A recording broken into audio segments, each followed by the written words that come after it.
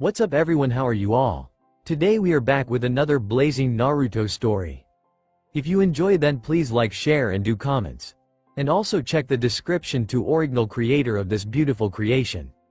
Hiruzen, Kakashi and several Anbu agents were searching the village high and low for Naruto. Kakashi was even using his tracking fang technique and could only track Naruto so far. Hours had passed and soon Hiruzen and Kakashi were talking about what the nurse saw. I know that if the Kyuubi was loose that this village would know, but we need to find Naruto and check the seal. Kakashi spoke with a sigh. Hiruzen nodded. Everybody in this village felt it last night, and some even say it was worse than the Kyuubi. The council is going to want answers. Hiruzen stood up. I'm headed back to my office. Let me know if you find anything. Also, until Naruto is found your team is put on inactive. You can train and do missions inside the village, but nothing outside. Kakashi nodded. Hi, Hokage-sama. Hiruzen left the hospital and head back to the Hokage tower. Kakashi released his tracking fang and headed to meet with his team. Sasuke and Sakura were fuming as they waited for their sensei and Naruto. They expected Kakashi to be late, but not Naruto. They were soon brought out of their thoughts when Kakashi appeared. Sakura stood up and spoke first. God Sensei, you have never been this late before, and where is that baka Naruto? Kakashi sighed. Last night Naruto was attacked and severely injured and was hospitalized. This got a gasp from Sakura and Sasuke gave his normal HN. Sometime early this morning Naruto disappeared and we haven't been able to find him so far. Sasuke stood up and brushed himself off. Good riddance if you ask me. What a loser be beaten in his own village.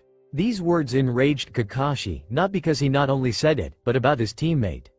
Kakashi lashed out and pinned Sasuke to a tree and held him there, off the ground, by his neck. Sasuke, how dare you speak about a fellow teammate in that manner? You have learned nothing from me at all. You're lucky the council bows at your feet or I would correct their mistake. As he finished he tossed Sasuke to the ground. Training is over for today, do what you want. Before either of them could say anything, Kakashi's body flickered away. Deep in the forest of death, Naruto was still undergoing the transformation, and was currently rampaging in the deepest, darkest, unexplored portion of the forest of death. He would disappear and reappear yards away and take huge trees down with a single punch. 3 hours had passed since he vanished from the hospital and Naruto was on one knee panting from fatigue. Naruto watched as darkness slowly began to enter his vision. The last thing he saw before he blacked out was a red-head figure, dressed in black, walking towards him. Elsewhere in the forest of death, an hour ago, Anko was headed into the forest of death after having lunch with her close friend Kurenai when she was suddenly weighed down by a massive amount of ki. It took everything she had to get moving again and towards the Hokage tower. It took her almost 30 minutes to get to the Hokage's office.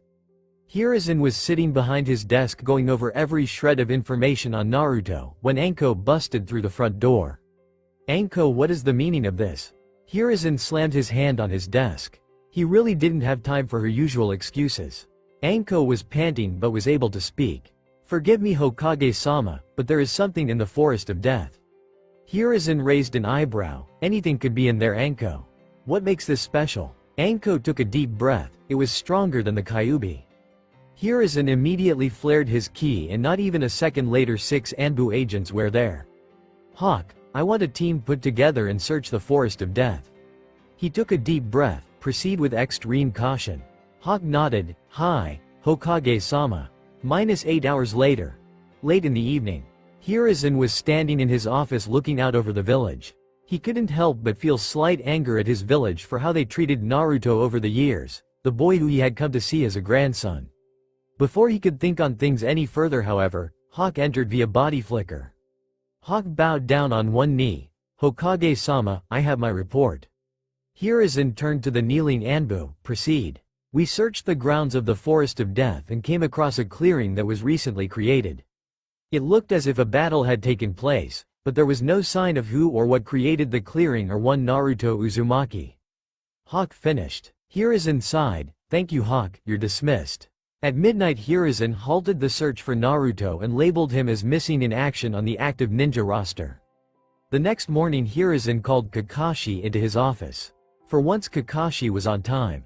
You called for me, Hokage-sama? Kakashi asked quietly. Hiruzen could see Kakashi was taking Naruto's disappearance hard. Kakashi, your team has been cleared for active duty but for no mission greater than C-ranked. Anything higher and your team will be joined by another. Kakashi nodded. Hi. Anything else? Hiruzen sighed. I'm sure he is fine, Kakashi. He is Minato's son. Kakashi nodded. I should have been there more for him. Hiruzen nodded. We all should have been. Undisclosed location. Naruto woke up in a dark room and slowly sat up. Ah, man, I feel like shit. It was then he realized he wasn't home or in the hospital. Where the fuck am I?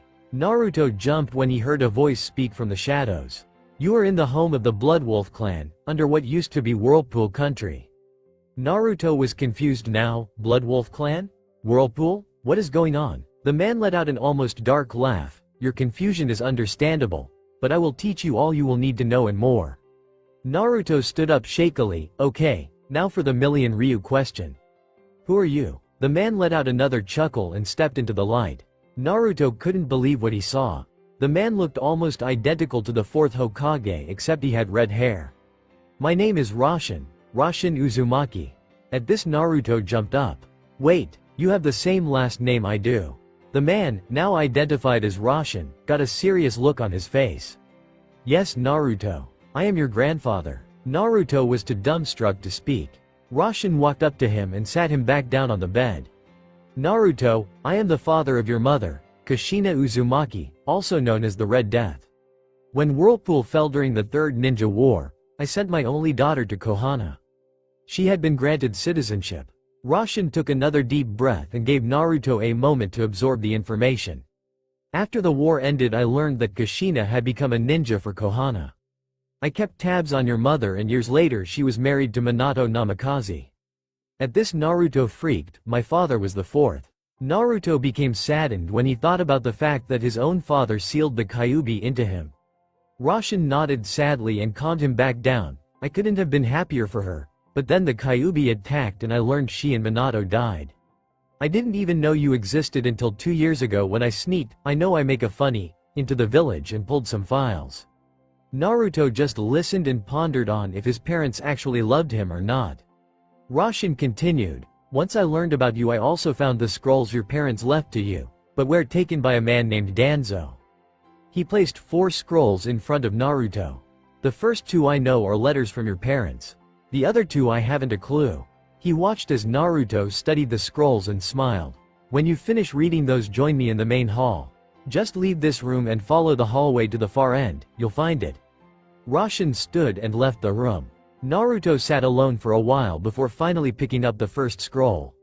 He saw it had a blood seal on it, so he bit his thumb and wiped some blood on it and opened the scroll. My dear son, Naruto.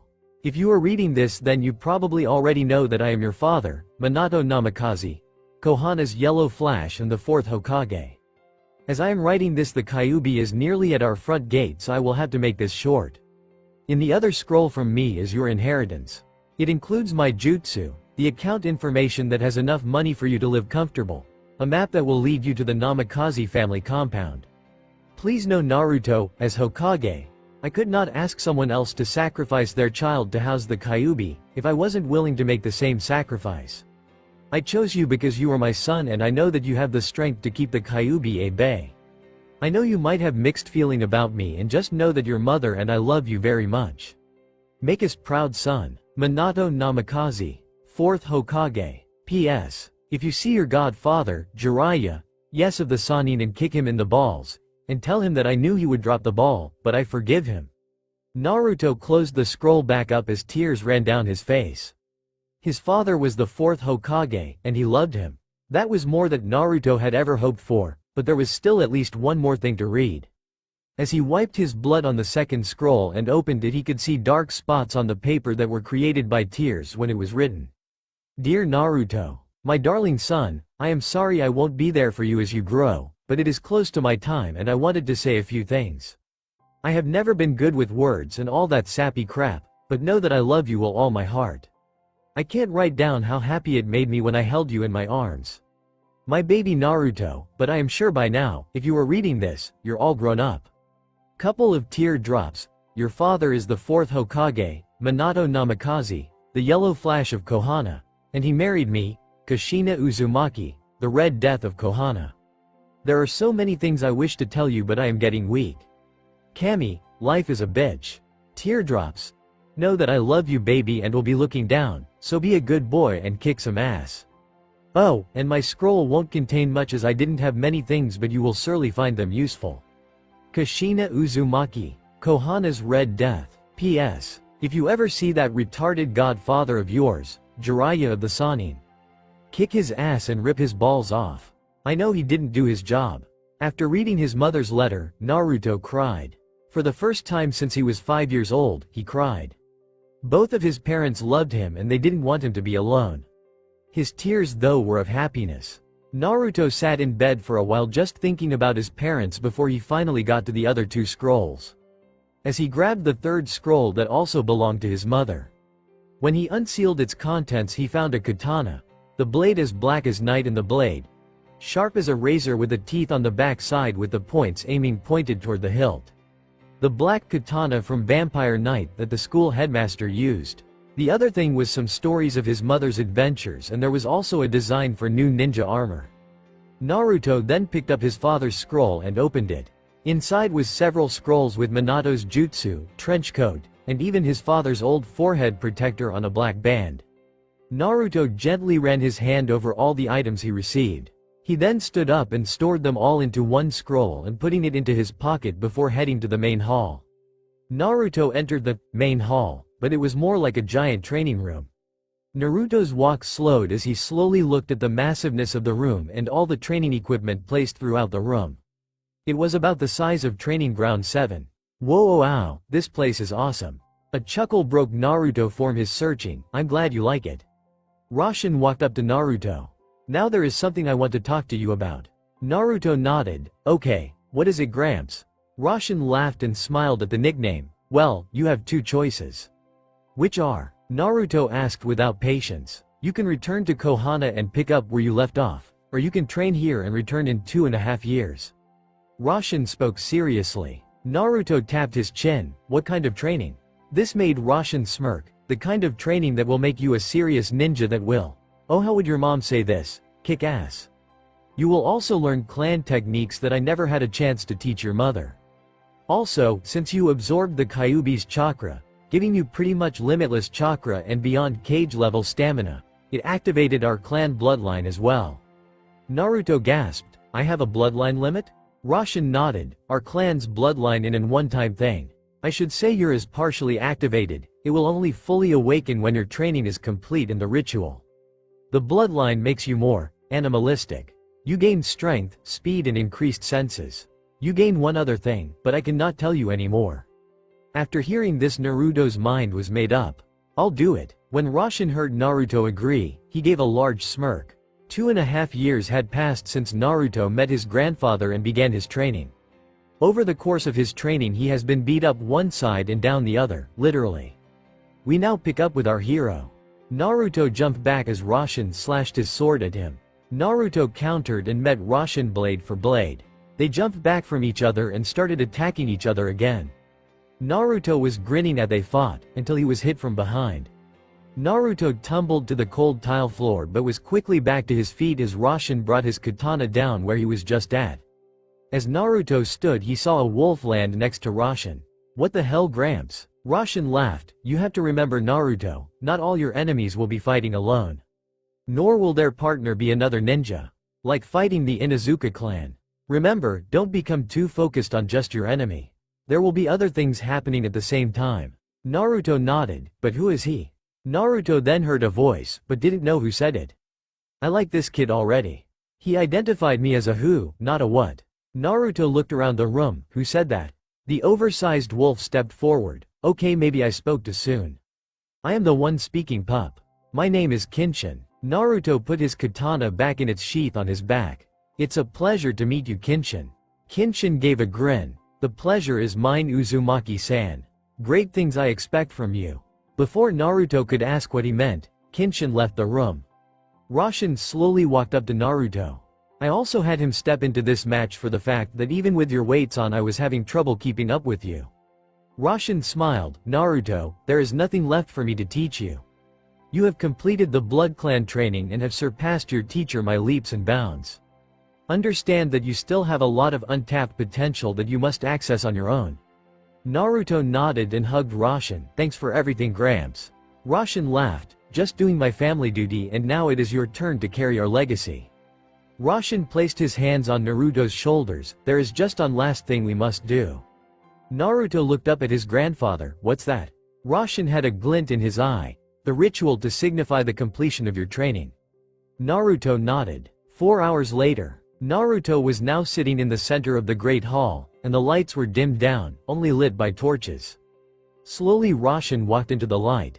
Are you ready, Naruto? Roshan spoke seriously. Naruto nodded from his seated position on the floor, shirtless. Okay, close your eyes and clear your mind. Roshan spoke again and paused. He heard Naruto get into the slow deep breathing of meditation and began. He began doing the marking over Naruto's body for the ritual. Roshan spent the next 5 hours with the marking on Naruto before he finished.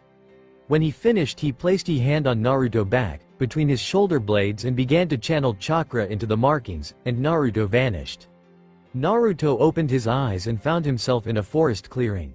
He stood up slowly and looked around. Hello, Gramps? What's going on? It was then he heard something or someone approaching him, and he immediately took a defensive stance. Well, it has been some time since someone has entered this place. Who are you? Spoke the feminine voice from the shadow of the forest. Naruto constantly scanned for the source of the voice or any movement. My name is Naruto Uzumaki Namikaze. And Uzumaki, you say? Well, this is a treat. How is Roshan? The voice this time was from another on the opposite end of the clearing. Naruto was really confused now. Where was he and how did they know his grandpa? He is fine. How do you know him or me for that matter? The first voice let out a laugh. He didn't even tell you what you're doing here, did he? Naruto shook his head and the voice spoke again. That sounds like him. The source of the voice walked from the shadows, revealing an oversized wolf with jet black fur. Well, Naruto, you're here to see if your training and courage will gain you a lifelong partner and gain your full bloodline, or if you will leave here unsuccessful. Naruto gained a smirk. I will not fail, no matter what. The second voice then stepped into clearing, revealing another jet black wolf. Yup, no doubt, he is an Uzumaki. The first wolf spoke. My name is Kisame, and I will take you to our den. There you will meet our pack, and there one of us will challenge you, and if you force him, her into submission, then you will gain them as a partner.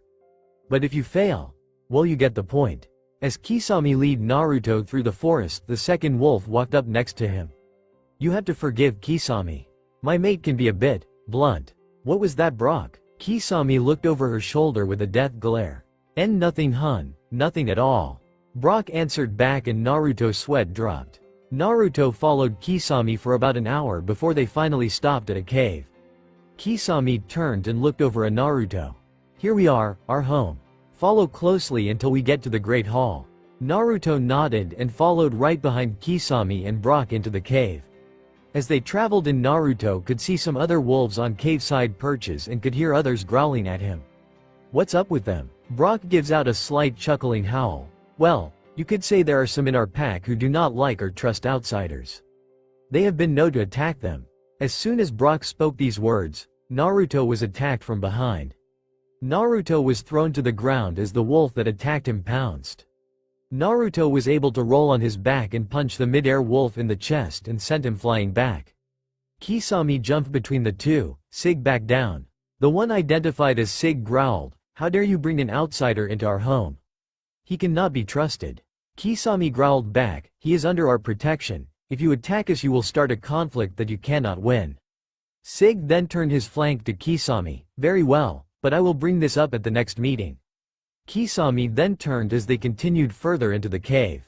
After 2 more hours of making their way further, they emerge in a hollowed-out section of the cave that was huge. They lead Naruto into the center of the opening, below all the balconies. It was then the Brock and Kisame let out a howl. Naruto could hear other howls in every direction, coming from several tunnels that connected in different places around the room. Within minutes, Naruto could see movement on the upper area around the room. After 10 minutes there were groups formed up on the edges. Soon a wolf on the ledge spoke. What is the meaning of this, Kisame?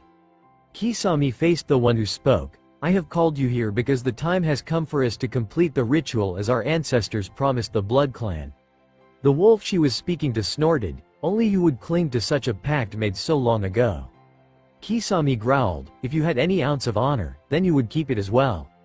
It was then another female spoke, who are we to test Kisame? Kisame turned to the new voice, this one here, referring to Naruto, he is the grandson of our closest friend, Roshin Uzumaki. These words got the wolves talking among themselves. After several minutes another wolf spoke, very well, let us see if he can pique an interest. Kisame nodded and turned to Naruto. It's time, we need to evaluate you. I need you to unleash every ounce of Ki that you possess. Naruto nodded and focused for a moment, and then every wolf in the area was suddenly on the ground or on shaky knees, while almost all of them. One wolf walked out of the shadows unaffected. This wolf had black and blood-red fur and stood about the size of a tiger. Well, aren't you an interesting pup? Kisame was having trouble breathing and Brock had long since fallen unconscious. The newcomer to the center spoke again, you may stop Naruto. Naruto took a deep breath and all the keys slowly vanished. The huge wolf before him and a slight smirk, well, Naruto, I am Motion, and the last of the Shadow Wolf clan. I challenge you. This got us several gasps and even more growls from the onlookers. Naruto smirked, when do we start? As soon as Kisame heard this, she put Brock on her shoulders and jumped onto the upper level and saw Motion get a huge smirk. Naruto saw Motion's smirk and then heard, now. And Naruto watched as Motion disappeared. Naruto immediately took his taijutsu fighting stance and tried to find Motion by reaching out with his enhanced senses. Naruto was able to detect an incoming attack, if just barely. Naruto just barely missed as razor-sharp claws swiped over his head. Naruto rolled to his left and was back on his feet and felt another attack, but was too slow to dodge so put his arm up to block. This got him deep gashes across his arms. Naruto slid back 10 feet from the impact of the blow. God, I can't see him. What the fuck? Naruto began to focus only on listening. He knew as fast as Motion was moving, he didn't have a chance right now of following his movements. Naruto's ability to dodge the incoming attacks became slightly easier, but he couldn't get on the offensive, and that was getting Naruto aggravated. It was then that Naruto had an idea. Motion was keeping Naruto on his heels and on the defensive, but he saw Naruto's smirk and became worried. Motion jumped at Naruto again to attack, but when Naruto attacked back instead of defending he was the one caught off guard. Naruto felt and heard the attack coming and swung a low-up swinging right hook as Motion's claw goes right over his head. Motion watched in horror as his attack missed and felt a sharp pain as Naruto's attack connected with his ribs, sending him into the wall. Naruto watched as Motion bounced off the wall and began to get back to his feet, but he wasn't going to give him a chance. Naruto dashed over and pinned Motion down and formed Rasengan in his right hand. Motion was getting back to his feet when he felt weight holding him down. He looked up and saw Naruto with a smirk holding a blue orb of concentrated chakra and was smirking. Yield. Naruto spoke with a commanding presence. Motion smirked and let out a chuckle. I yield to Naruto Uzumaki. Naruto got up and dispelled his Rasengan. Motion stood up and both Naruto and he walked back into the center of the room. Motion the called out to the others of the pack, as is part of the pact we made centuries ago, I, Motion, hereby pledge myself to Naruto Uzumaki of the Blood Clan as his life partner. Kisame the jumped back into the center, very well Motion. Now you must complete your bond. Motion nodded as he looked at Naruto, place your hand on my head. Naruto did so and suddenly blacked out as he was hit with an intense chakra burst and pain. Sometime later, Naruto is now, with the changes of his now completed bloodline, 6 feet 0 inches with all his baby fat is gone. Basically looks just like Minato did at his age, but his hair had bits of red mixed in now. He also changed his attire during his training. He now wears black baggy Anbu pants with large hip pockets for weapons and scrolls. He has his standard hip pouch. Also he finished his mother's armor design. It was just like a Jonin vest but instead of a solid armor plate inside, it was armored by small overlapping steel disc. Basically dragon skin armor. The vest had a special slot on the back for a sword and many scroll pouches like a Jonin vest, black in color though. Naruto also wore a black balaclava that covered his whole head, not just the lower part like Kakashi's, and black, full-toe, ninja combat boots. Naruto slowly woke up with a groan. "Well, I see he is finally awake." Naruto knew that voice, it was motion. When he opened his eyes he was back in the Great Hall with Roshan seated in front of him. Roshan smiled at him. "Welcome back. I heard about your battle from Roshan and I must say I am impressed." Naruto smiled as Motion joined him at his side. "So where to?" Naruto looked over at Roshan. "I guess it's time to head back." Roshan nodded. "Your next adventure awaits, but before you go I want you and Motion on your return to practice your teamwork and speaking telepathically. You will need both, and speaking with your minds will help your teamwork even more and not draw unwanted suspicion." Naruto nodded. "You got it, Gramps." Then left to get his things packed. When Naruto reached his room he grabbed his scroll that held all the things his parents left him and packed what food he and Motion would need. When he finished, Motion and Roshan were waiting at the main entrance. Roshan looked at his grandson with a smile. "Good luck, Naruto, and make your parents proud." Naruto grinned. "I will, Gramps, no worries." It was then that Naruto and Motion began their trip to Konoha. With the training they were going to do on the way, it was going to take about 3 weeks to get there. Time skip. 3.5 weeks later. Naruto and Motion stood atop a hill and saw the main gate of Konoha. For Naruto it had been what felt like a lifetime since he had been home, but for Motion, he was amazed at the size of the hidden village. Naruto looked over at Motion. "Welcome to your new home. You ready?" Motion smirked. "Let's do it." Within a few minutes they reached the main gate. The gate guards were bored out of their mind and had their head down. They were broke from their boredom when someone dropped their identification on the table. When the first on looked up he saw a fully masked ninja with a Konoha forehead protector with cerulean blue eyes.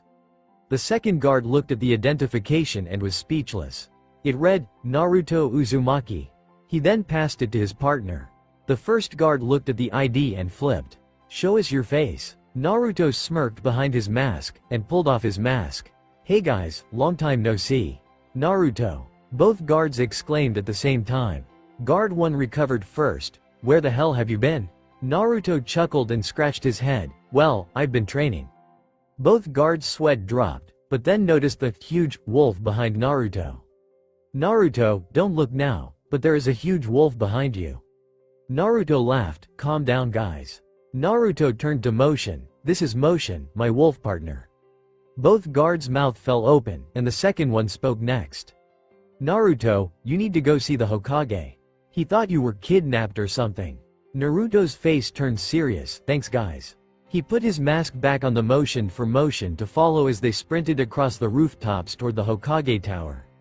In minutes they arrived outside the Hokage office door. The Hokage's assistant was out, so he walked in. Hiruzen was asleep with his head on the desk as Naruto walked up to him. Naruto smirked to himself as he yelled, "Yo old man, you got some paperwork to do." Hiruzen jumped up looking around, then spotted the figure at his desk. "Who the hell are you and what do you want?" He then thought about what he figure had called him, old man. Naruto pulled his mask off. "Hey Gramps, what's shaking?" Hiruzen could barely breath. "Naruto?" Naruto nodded as he saw tears forming in the old man's eyes. "Hey, come on Gramps. I'm here, be happy." Hiruzen walked around his desk and wiped his tears away. "Sorry Naruto. Where have you been?" Naruto took a deep breath. "Might want to put up a sound barrier up for this." Hiruzen nodded and activated the soundproof seals around the room. Once this was done, both he, Naruto, and the huge wolf with Naruto sat as Naruto began to explain what happened. After the story was told and questions were asked and answered, the sun had set. Naruto stood up and stretched. "Well, I guess we are going to call it a night. Is my apartment still there?" Hiruzen shook his head. "Since you were the last tenant and you disappeared, they demolished it. But I can set you up in a new apartment, and I mean, new." Naruto smiled. "Thanks Gramps." Hiruzen gave him a key to an apartment that was part of a complex built just for ninja. "Tomorrow I want you here at 9 in the morning to meet back up with your team." Naruto nodded. "Alright then, see you tomorrow." And Naruto in motion jumped from the window. Hiruzen sat for a while thinking on how much he looked like his father, and glad he now knew who his parents was. He was also thinking on how to get Danzo for the treason he committed by stealing the scrolls of Naruto's parents. He was also thinking about what the reaction of Team 7 would be with the return of their missing teammate. Kakashi woke up and found a message laying on his table. The message instructed Kakashi to have his team at the Hokage's office at 8:30 in the morning. Kakashi shrugged his shoulders and looked at the clock. It read 8:25. Fuck. Kakashi darted towards the homes of his team. Hiruzen glared at Kakashi as he, Sakura and Sasuke made it to his office 10 minutes late. Well, now that you are finally here, we can begin. Now I have to say, for the first squad of 2 ever, you have done well, but I would like to have Team 7 back to 3 members. So this morning you will be given your 3rd member. Kakashi was about to object, because he didn't want to replace Naruto, but the Hokage stopped him. Hiruzen keyed his intercom to his assistant, send him in. Kakashi and the team turned as the hooded individual and a wolf entered the room. The person walked up next to Sasuke and looked at the Hokage. I am here as requested. Hiruzen nodded, take your mask off for your team Naruto.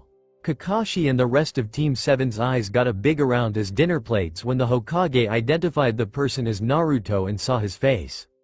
Naruto turned and looked at his friend's dumbstruck expressions and chuckled nervously. Hey guys. Kakashi was the first to speak, but it was almost quiet. Naruto? Is that really you? Naruto nodded, it is Kakashi-sensei. Sorry for making everybody worry, but I had something that had to be taken care of.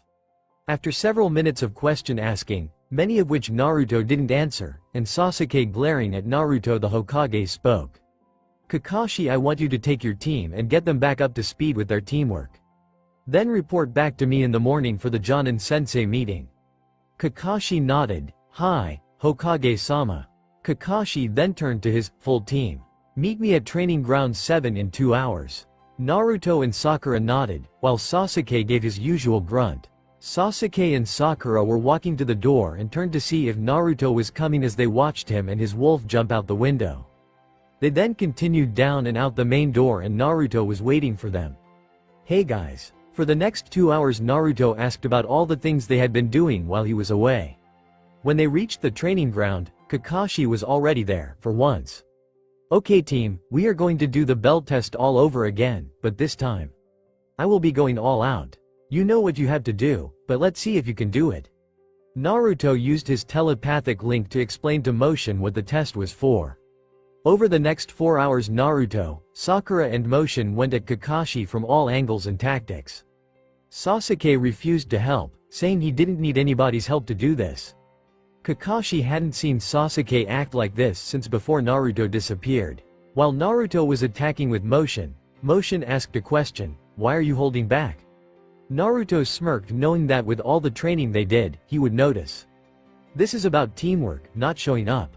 Plus your best weapon as a ninja is deception, so hiding what you're truly able to do. Motion smirked and understood. Over the last couple of months he and Naruto had grown close. Both watched each other's back like brothers and sometimes even fought like them, but the fights only brought them closer. Finally, after a long day, Kakashi watched as his team slowly came together, but he could tell that Sasuke felt threatened by Naruto. By the end of the day, they were working together as good as they were before Naruto disappeared, and soon the team had their bells. Kakashi and his team sat and ate dinner together. He could see that Sasuke and Sakura were beat tired, but Naruto and his wolf didn't seem fazed at all. Kakashi watched as his team talked amongst themselves. He couldn't believe how much Naruto had grown to look so much like his father. Then his gaze drifted to the sleeping wolf right next to Naruto. The size and color of the wolf was one thing to be amazed with, but his teamwork with Naruto was another thing. It was almost like they could read each other's mind. I know. The day drew to a close and Kakashi told his team that they would have the day off from training tomorrow, but they would meet up for lunch at a barbecue restaurant. As the team left, Kakashi headed home as well, knowing better than to be late in the morning.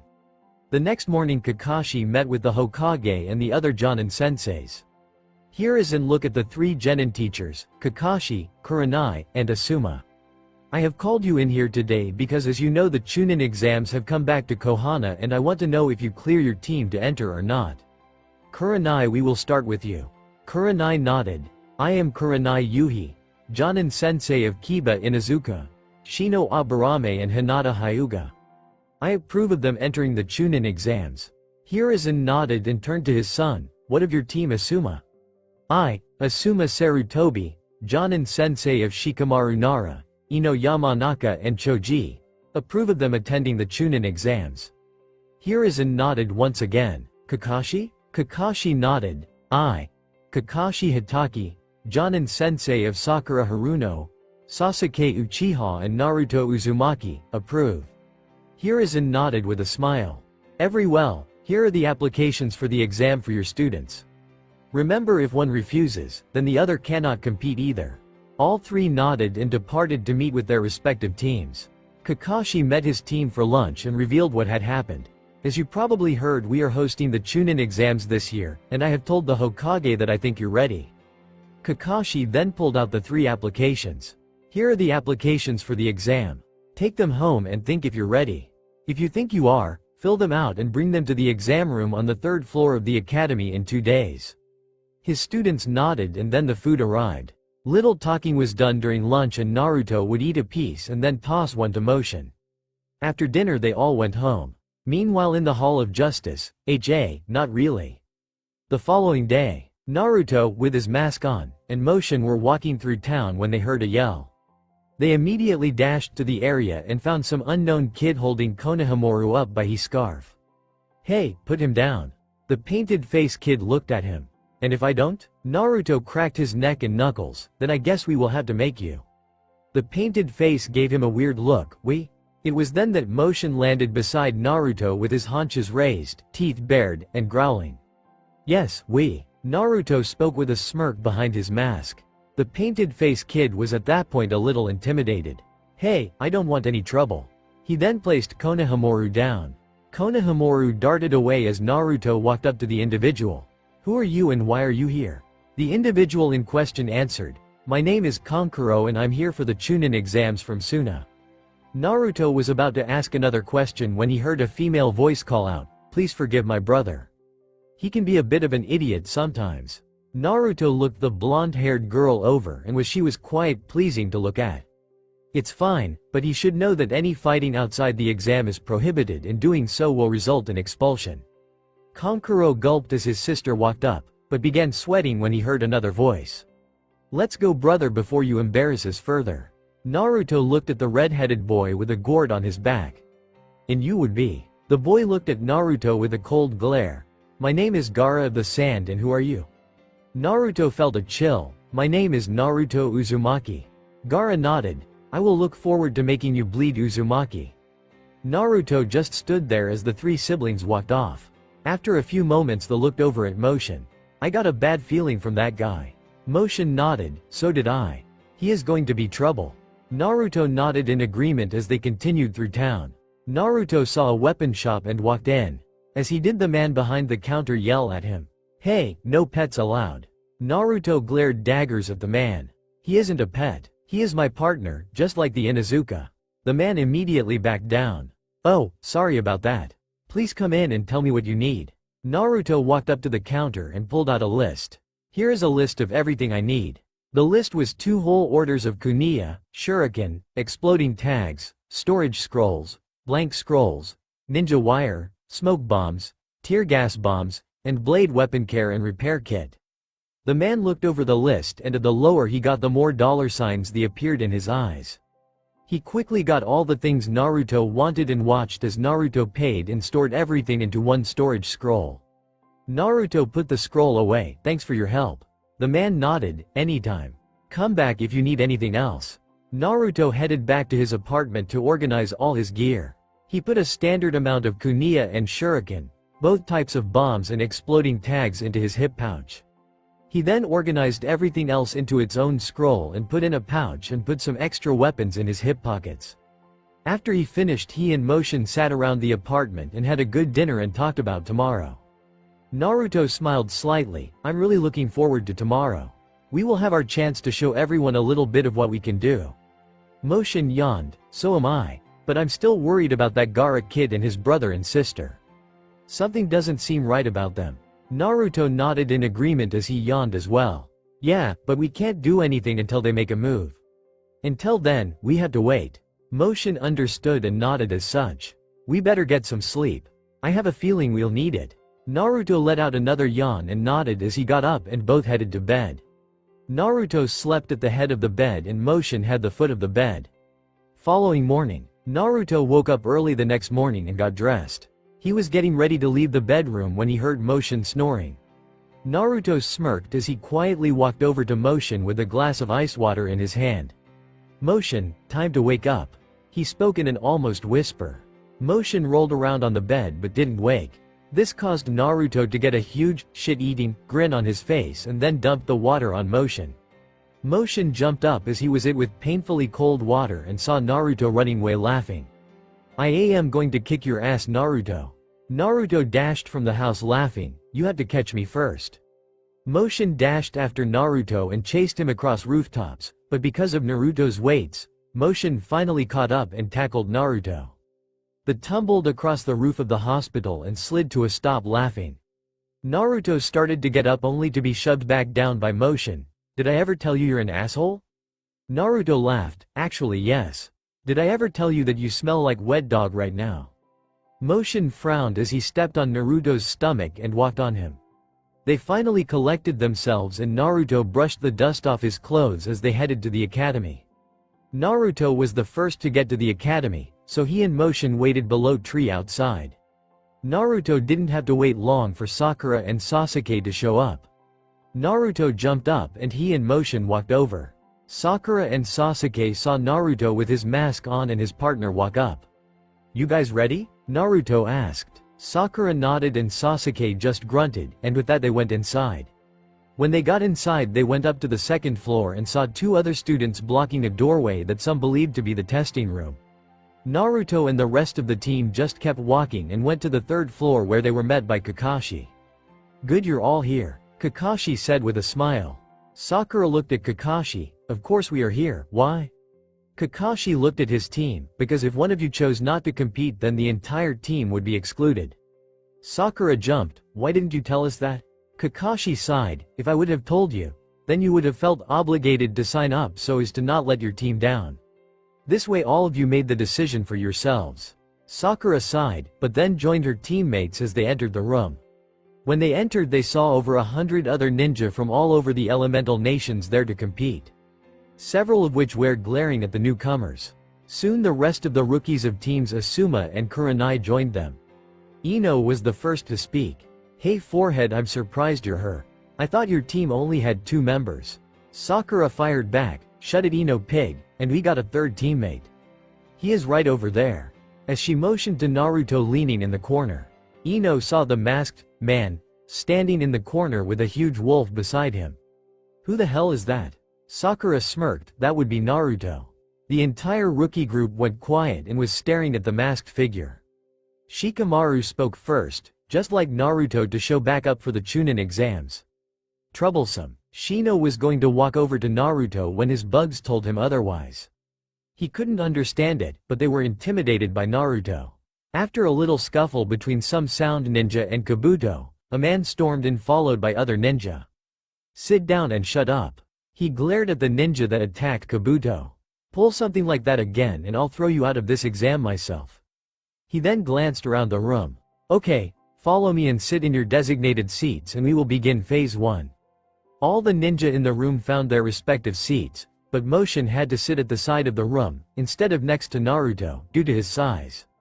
The large man who was barking orders walked to the front of the room.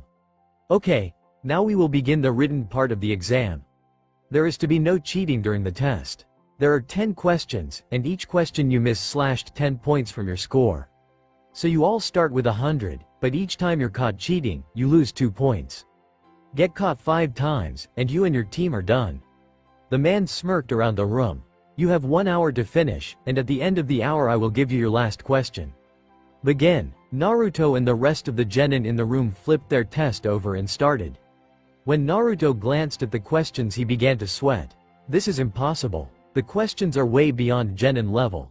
Motion glanced around the room and spotted a student with all the answers and immediately knew what the test was about. "Naruto, calm down, I got this. This test isn't about what you do and don't know. It is about gathering information and not getting caught. That is the reason you can get caught twice." Naruto mulled over what he was just told and smirked. Nice work bro, so got any ideas? Motion smirked. I can see a person with all the answers, just write down what I say for each. Naruto gave a mental nod and began to write down all the answers that Motion read off the other paper. Soon Naruto was twiddling his thumbs. Thanks for your help, couldn't done it without you. Motion chuckled, getting an raised eyebrow from one of the sentinels. You're right dumb ass, you couldn't have. Naruto's eyebrow gave a twitch. I'll get you back for that nut licker. Motion growled slightly, it's called hygiene. Naruto laughed quietly as the man stepped back to the front of the classroom. The man looked around at the remaining teams. 8 teams had already been removed for excessive cheating, but there were still more than there normally would be. Okay, it's time for the final question. Now you have a choice. If you don't think you know the answer, just raise your hand and you and your team will be dismissed. If you do, then you can always try next time. If you take the question but get it wrong, he smirked, then you will be forever barred from the Chunin exams. This got gasps from around the room, including from Sakura. The man spoke again, so, raise your hand now if you wish to drop now. A moment passed and 5 more teams dropped due to their teammates. The man waited a minute more and smiled with closed eyes. Those of you who remain, pass. This got outburst from several genin, including Sakura. The argument though was short-lived as a huge banner on a spear crashed through the window. Naruto in motion sweat dropped with what the banner said. All hail the proctor of Phase 2, Anko Mitarashi. It was then a purple-haired female jumped through the window. Hello maggots. I'm your next proctor. You will all meet me at Training Ground 44, for your next test in 1 hour. With that Anko walked out of the classroom with Ibiki. Anko looked over at her mentor. Looks like we have a few less teams than normal. Ibiki smirked. Well, some didn't have the stomach for final question. Anko nodded. How about we grab some dango before I school the kiddies? Ibiki nodded as they left for lunch. Naruto in motion met up with Sasuke and Sakura outside the testing room. Man, that test was a weird one. Naruto spoke as they walked. Sakura and Sasuke nodded. Sasuke spoke next in his usual boring tone. Yeah, it took me a few minutes to figure out the test was meant to test our information gathering techniques and not our knowledge. Sakura sweat dropped. Oh, really? I just worked all the problems out. This made Sasuke, Naruto in motion sweat drop and for Sasuke to use a trademark phrase from their lazy classmate. Troublesome smart girls. Sakura almost squeaked when she heard Sasuke call her smart. The 4 of them rounded the corner of the building and headed for Training Ground 44. Well, here they sat. Naruto, Sasuke, Sakura and Motion were standing at the massive fence of the Training Ground 44 and none of them could believe the size of the place or how big the trees are. Naruto in motion took a seat next to a tree and watched as the other genin talked amongst their teams and saw a couple of jonin setting up a small tent next to the fence. Sakura continued to talk to Sasuke, trying to score a date, but was harshly turned down. I know, same old Sakura. After waiting nearly 10 minutes the proctor finally arrived. Okay kiddies, gather around. Naruto got up and he in motion joined Sasuke and Sakura. Welcome to Phase 2 of the exam, and this. She gestures to the fenced-in area behind her, is the Forest of Death. Each one of you will sign a waiver to compete. This waiver says that you understand that you may die in the forest. Several of the genin, including Sakura, gulped. Then one person from each team will go into the tent, with your team's waiver, and get your scroll. There are 2 types, a Heaven Scroll and a Earth Scroll, and you will have 1 type. Your objective in the forest is to get the type your team does not have and take both to the tower in the center of the forest. You will have 5 days to do so. If you show up to the tower without both scrolls, later not at all. Your team fails. Anko looked around and saw some of the frightened faces and grinned. Now pick up your forms and when your team is called go and get your scroll. Naruto signed the waiver without hesitation and waited with his team. Soon Naruto and the others had their scroll and stood next to their designated gate. Naruto yawned behind his mask, man this is taking forever. Motion yawned in response, damn it Naruto, quit yawning already, shit. Naruto chuckled inwardly and Sasuke spoke, just remember we have to get the other scroll as fast as we can. The longer it takes the harder it is going to be to find. Sakura inwardly beamed on how great Sasuke is, yeah, and we only have 5 days. Naruto nodded when one of his shadow clones walked up and handed him a scroll. Here you go, boss. Naruto nodded as the clone dispersed. Sasuke glared at Naruto. What was that? Naruto chuckled slightly. I just sent a clone off for some supplies I thought we might need. Sakura tilted her head. Like what? Naruto tapped his chin. Food, bottled water, blood pills, food pills and medical supplies. I forgot to get those when I went to the store for gear. Sakura's sweat dropped and Sasuke's eyebrow twitched. Before either could say anything, they heard their proctor's voice boom. Go. Then the gates slammed open. Sasuke was the first to dash into the forest, followed closely by Sakura and Naruto in motion bringing up the rear. They moved about 100 yards in when they paused. After Naruto went to use the bathroom and returned only to be attacked by motion, and revealed it to be an imposter, Sasuke turned to the rest of them. Okay. We need a password of some kind that we can use to tell if it is us or an imposter. Sakura and Naruto nodded and Naruto asked, what you got in mind? Sasuke thought for a moment. Okay. The question will be, when does a ninja strike? Then the answer will be. Sasuke pulled out a strip of paper and wrote down the answer and passed it around for the others to memorize it. Naruto stood up. Okay, now that is done, let's find that other scroll. They dashed further into the woods when suddenly they were hit with a huge gust of wind, throwing the team away from each other. What happens with Sasuke and Sakura with Orochimaru is the same as in canon. Naruto was thrown violently into a tree and had the wind knocked out of him. Fuck, that's smarts. He then slowly got to his feet, but didn't see Motion around. Hey Motion, you okay? Yeah, I'm fine. I got thrown pretty far, so I'll be with you in a minute or so. Naruto gave a mental nod and was about to start looking for Sasuke and Sakura when he felt an attack incoming and ducked just in time to have a kunai sail over his head. Naruto spun around and saw a grass nin standing on a branch and took a defensive stance. The grass nin pulled another kunai out and charged. Within seconds Naruto was fighting the other ninja with straight taijutsu. Both of them were in a flurry of attacks, blocks and counters, but Naruto drew first blood. Naruto charged his fist with chakra and delivered a solid hit to the grass nin chest. The grass nin flew back with the impact of the hit but bounded off a tree and flew back at Naruto and began attacking again. Naruto was again blocking and countering the grass nin's attacks when he finally had enough.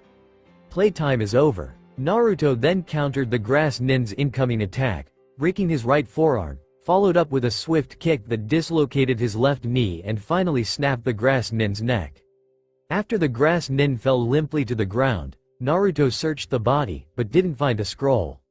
Just as Naruto finished searching the body, Motion emerged from the bushes. Well, I see you just got your first kill as a ninja.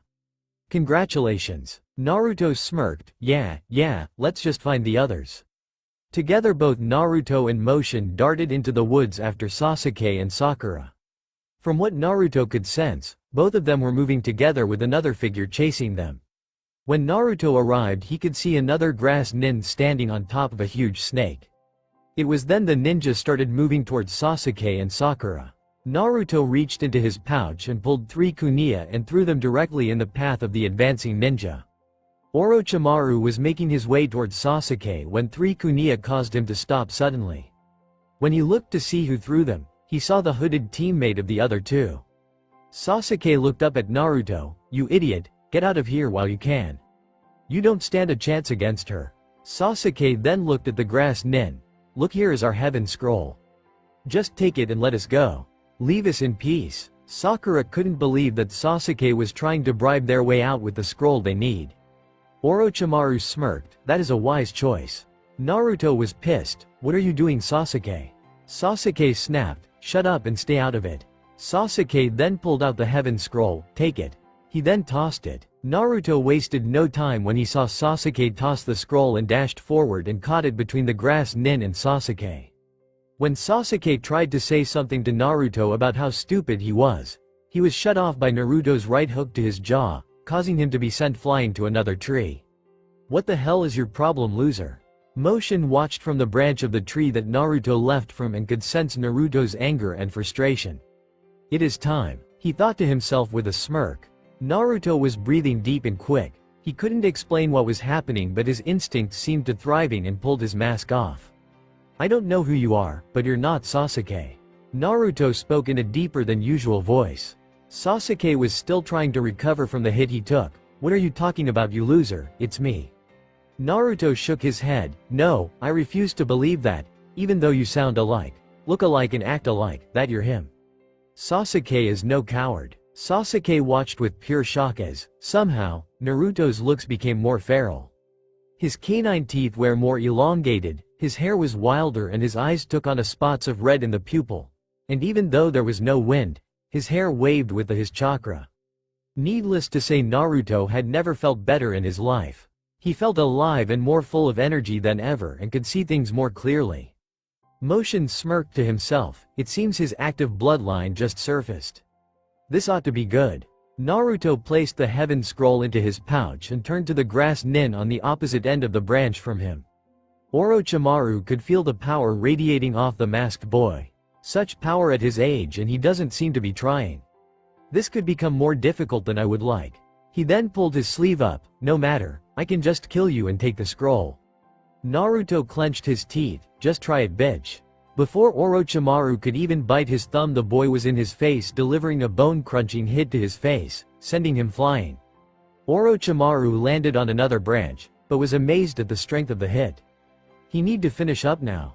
Naruto dashed off to after the grass nin and was suddenly hit from behind. He bounded off a nearby tree and attacked back at the grass nin.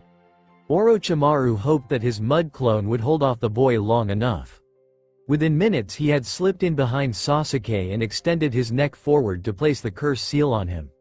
Naruto had just beaten the mud close and was rushing back to the others when he saw the grass nin behind Sasuke. Sasuke, behind you, he yelled out. Sasuke had just enough time to look behind himself as he felt something sink into his neck and he cried out in agony. Orochimaru pulled back and watched as Sasuke slumped to the ground unconscious. Right before Naruto could get to him, he melted into the tree. Ku. I am done with you, and soon, young Sasuke will come to me. He will seek me out and there is nothing you can do. Orochimaru's voice slowly faded. Naruto landed next to Sasuke and checked his pulse and looked at Sakura. He is alike, but barely. We need to find a place to stop for a while. Sakura nodded as she watched Naruto pick Sasuke up and together dashed off with motion behind them. They soon found a tree that had a hollowed-out place in the base of it big enough for all of them. Sakura, I need you to tend to Sasuke. Sakura nodded as Naruto put Sasuke down inside and pulled a scroll from his vest. This scroll should have all the medical supplies you need. Sakura took the scroll and looked at Naruto. What are you going to do? Naruto sighed. I'll be on guard duty with motion. Before Sakura could say anything else, Naruto went back outside. Naruto perched himself in the tree above the shelter they had found and Motion patrolled the ground. Motion slowly walked around the area. You okay, Naruto? You seem on edge. Naruto sighed. I don't know how to explain it. It is like I am more in tune with my surrounding. I mean, I was before, but not like this. I find it harder to stop from acting on my instincts. Motion knew what he was going through and decided to explain. Naruto, your bloodline has finally manifested itself since it has been active. You must understand where your bloodline comes from. Your family made a blood pact with the wolves of my pack many years ago. In doing so, they gain many things and are a lot like the Inuzuka, but are more bound by honor. As such, you will probably never be able to force yourself to do something that is against your moral code except for extremist circumstances. Naruto listened as Motion explained everything to him, and it was slowly making sense. Naruto had always wondered why Kiba acted why he did, and now he was beginning to understand. It's just different, you know. Motion gave him a mental nod and then heard something coming. I know, but enough of that. We got company. Naruto was immediately on his feet and listening. He could also hear the sound of someone trying to sneak up on them, but thanks to his improved hearing, they couldn't get through both him and Motion. I hear them and they know where we are, so let's get ready to roll out the welcome mat. The three-sound ninja landed on the edge of the clearing and could see Sakura tending to Sasuke's wounds. The leader of the three scanned the area. Okay, you know what we're supposed to do. Capture the Uchiha and kill the rest. The female of the group looked over the area as well. Where is the other one? The second male shrugged. What does it matter? If he is gone, then our job is easier. Little did the group know that Naruto was above them, higher in the tree with a smirk on his face as he pulled his mask on. Motion, you take out the second male and I'll take out the leader wrapped in bandages. Whoever finishes first gets the female. Motion smirked, okay, you're on. What does the winner win? Naruto chuckled inwardly, how about loser sleeps on the floor? Motion gave a nod, you're on. Naruto nodded, on the count of 3. Motion crouched down, 1. Naruto pulled his katana, 2. Both spoke in unison, 3. 1 minute the female sound Nin was talking with her teammates and the next they were under attack. She was so caught off guard she couldn't move. Motion was able to reach the group first and in doing so had his target on the ground and ripped his throat out. When he turned he saw Naruto withdrawing his katana from the other man's midsection and then watched him fall limply on the ground. Naruto turned and smirked at Motion, I think that would be a tie. Motion gave a disappointed sigh, yeah, fuck, I was really looking forward to a bed to myself. Naruto chuckled out loud as they both walked up to the girl frozen in place. Naruto stood before her and rested his katana on his shoulder and unleashed every ounce of ki he had on her. Immediately he collapsed to her knees, and she fell unconscious. He then searched them for a scroll and found the earth scroll they needed. Naruto in Motion then headed back to where Sakura and Sasuke were hiding. When Naruto arrived at the tree and saw Sasuke was sitting up and alert. Naruto walked up, good you're up and going. Sasuke just nodded and Sakura handed Naruto his scroll back. Thanks Naruto. I don't know what we would have done without this. Naruto gave a smile behind his mask, having medical supplies is like carrying a condom. Better to have it and not need it, than need it and not have it. Motion flinched when Naruto was the victim of Sakura's left hook. Pervert. Naruto sat rubbing his now sore jaw, gee Sakura. Sasuke, who was ignoring the two, stood up. We need to get moving and find an earth scroll. That is when Naruto looked up, nah, we should just head to the tower. Sasuke growled in frustration, what are you talking about idiot? We need an earth scroll before we show up at the tower or we fail. That is when he saw Naruto holding both scrolls in his left hand. Naruto smirked behind his mask at Sasuke's dumbfounded expression. Sasuke gritted his teeth, when did you get that? Naruto could feel Sasuke's unusual anger but played it off. I ran into a team from the Sound Village while you were unconscious, in Motion and I convinced them to turn over their scroll. Sasuke couldn't believe it. How could the dead last of the class have more power than me, and take out an entire team on his own? I had to know and he will tell me now. Naruto was watching Sasuke, but narrowed his eyes as black markings began to spread over his body. Sakura, I need you to move away from Sasuke. Sakura was about to protest and then saw the black moving across Sasuke's body and the furious look on his face, and slowly inched away. Motion could sense the dark energy radiating off of Sasuke and was about to move when Naruto spoke to him out loud. Motion, I want you to stay out of this one. This is between me and him. As soon as Motion nodded he saw Sasuke jump at Naruto with tremendous speed. Naruto was caught off guard with the speed that Sasuke came at him with and took a fist to the chest and went flying back out of the tree. Naruto twisted in the air and landed on the ground in a crouch. Sasuke walked out from under the tree with a smirk and pulled a kunai. Naruto stood up and cracked his neck. I don't know what your problem is Sasuke, but if you need an ass whooping, then I will give it to you.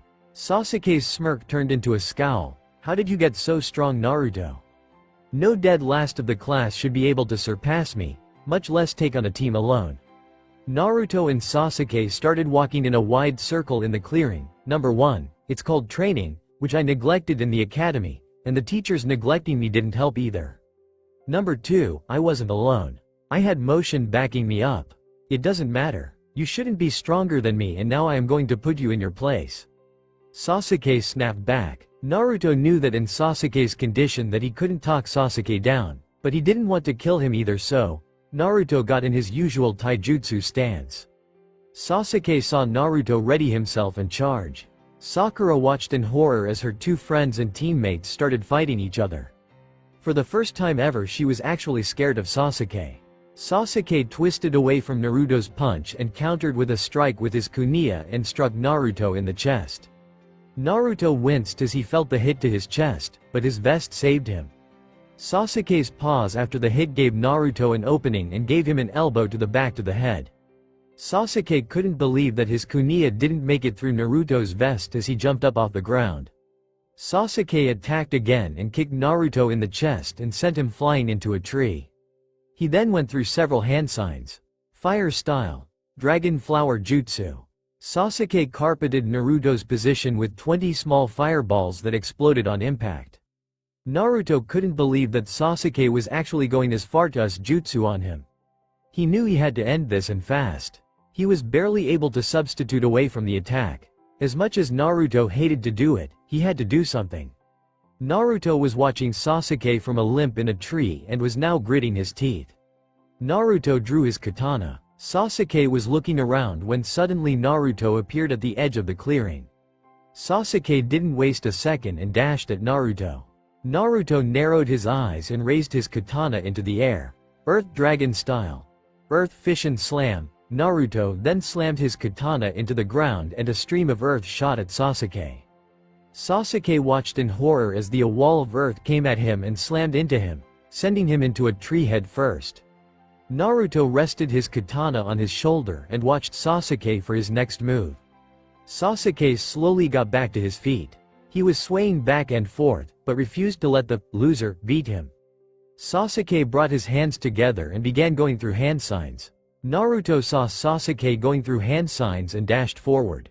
Sasuke didn't know what happened. 1 minute Naruto was there and before he could blink, he took a bone-crushing punch to the jaw and blacked out. Naruto stood over Sasuke and watched as the black markings vanished to the point that the grass nin bit him.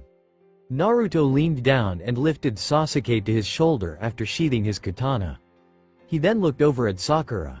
Naruto could tell she had been crying. "Let's go, Sakura. We need to get him to the tower." Naruto spoke in a soft voice. Motion walked over next to Naruto. "You okay?" Naruto sighed. "It wasn't easy to do that. He is supposed to be my friend." Motion nodded. "You did what you had to and kept him alive. We just had to get him some help." Naruto nodded and the three of them sprinted from tree limb to limb toward the tower. Naruto, Motion and Sakura finally reached the tower and were the third team to arrive. When they reached their own room, Naruto put Sasuke down on the floor. After they found out to open the scrolls, Kakashi appeared with his standard eye smile. "Congratulations on making it. I have to say, I'm surprised you all got here so fast."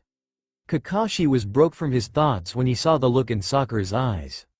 "Sakura, what's wrong?" Kakashi asked with a concerned look. "It's Sasuke," she said looking at Sasuke's unconscious form. "What happened?" Kakashi asked walking over to him. Naruto walked next Kakashi, removing his mask and ruffling his hair. He was bitten by some grass nin and it changed him, and left a mark on the back of his neck. Kakashi looked to where the mark was and froze. It was the same as Enko's mark from Orochimaru. "Naruto, Sasuke, I want you to stay here and rest until the end of this part of the exam. I will take Sasuke with me and get him treatment." Both Naruto and Sakura nodded. Naruto in motion walked to a corner and sat down and slowly dozed off. Sakura sat in a corner and slowly wept her way to sleep. The last 2 days of Phase 2 passed and only 2 other teams made it to the finish. 5 genin lost their lives during Phase 2, and several more were seriously wounded or found unconscious. When the test ended, all remaining teams met with the Hokage and were told that they had 1 month until the final phase of the exam. The final phase would be one-on-one, tournament-style fighting. He also recommended that all should train and prepare well. Naruto had been training non-stop the entire month, and had gone to his family estate and retrieved his family scrolls. During that time he learned several new techniques including his father's Rasengan. It took Naruto almost an entire month to get to where he could do the technique where he could do it one-handed. Naruto also learned his mother's sword technique, but has yet to master it. Naruto also had gotten to a point in his training that he could perform his jutsus with one hand, but it required an extra few seconds to perform. Naruto had also done away with the full mask and went to a half mask like Kakashi. He also modified his vest with kunai holder on each shoulder, but it was small with a storage seal so it looked as if nothing was there. Naruto also bought a pair of black bracers with armor plating going up his forearms. Naruto also altered the color of his vest, muscle shirt and pants to black. Morning of the tournament, Naruto woke up with a groan. Once again he overdid it in his training yesterday. This was another great moment that he was thankful for his enhanced healing. Naruto walked out of his room and into the kitchen and noticed that Motion was nowhere to be found. Motion? Motion, you up? Naruto got no response, which slightly worried him, but he continued to fix breakfast and get ready for the fight. Naruto left his apartment and headed for the arena and was growing increasingly worried for the fact he hadn't heard from Motion. Naruto was walking up to the main entrance when he heard the voice he was looking for. Naruto, we need to talk. Meet me in the trees to your right. Naruto walked over to the area and Motion walked out from behind a tree. Naruto could tell that whatever it was bad. What's going on? Where have you been? Motion slumped slightly. I have to leave. Naruto's eyes widened at this. What do you mean leave? Motion sighed. The pack is fissured. There is a clan war happening at my home, and my mate needs me now. Naruto dropped down to his knees and pulled his mask down, showing his full face. I'm sorry, Motion. Go, but you better be back. I don't know what I would do without you. Motion gave a soft smile. Thanks you, Naruto. With that, Motion disappeared in a cloud of smoke. As Naruto got back to his feet and wiped a tear from his eye as he replaced his mask and walked toward the stadium. When Naruto reached the center of the stadium where the other competitors stood, he could see the other ninja and spectators and was amazed at how many people showed. There were people from all the represented villages. Soon the Hokage and the Kage joined them from their viewing point. Naruto looked through the stands and spotted Sakura and Ino, both heavily bandaged, but the one person he didn't see with the group of fighters was Sasuke. Hiruzen stood up and walked to the railing. I would like to be the first to welcome you to the final round of the Chunin exams. Here you will see the best that the new young classes has to offer. Now without further ado, let the final round of the Chunin exams begin. The crowd burst out in cheers as the proctor spoke to the fighters. Okay, Neji and Naruto are in the first round. Will the rest of you please move to the observation room? Temari, Shikamaru, Gaara, Kankuro and another ninja headed up top. Neji turned to his opponent. I don't even know why you bothered to show up, Naruto. You're destined to lose. Naruto rolled his eyes. I don't believe in destiny. If you truly are better than me, then you will win. If you aren't, well then I will beat you. Neji scoffed. You don't truly believe that one as low as you can beat me, someone from a powerful clan. Naruto smirked behind his mask. Yes, I do. Neji glared at Naruto as the proctor stepped forward. The rules for this round is that the match will continue until one of you can no longer continue, or rendered unconscious, or killed.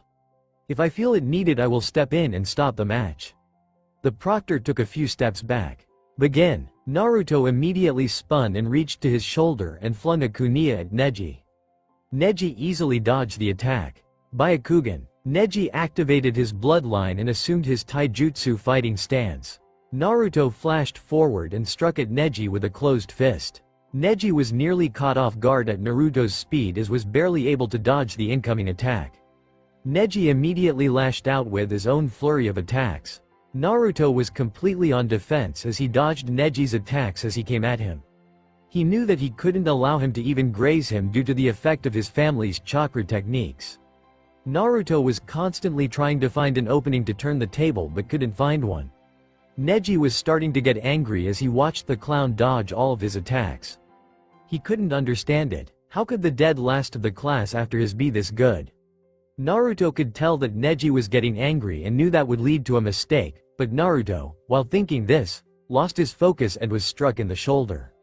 Neji mentally smirked as he saw Naruto stumble backward. With Naruto's moment of pause and shock, Neji decided to end it.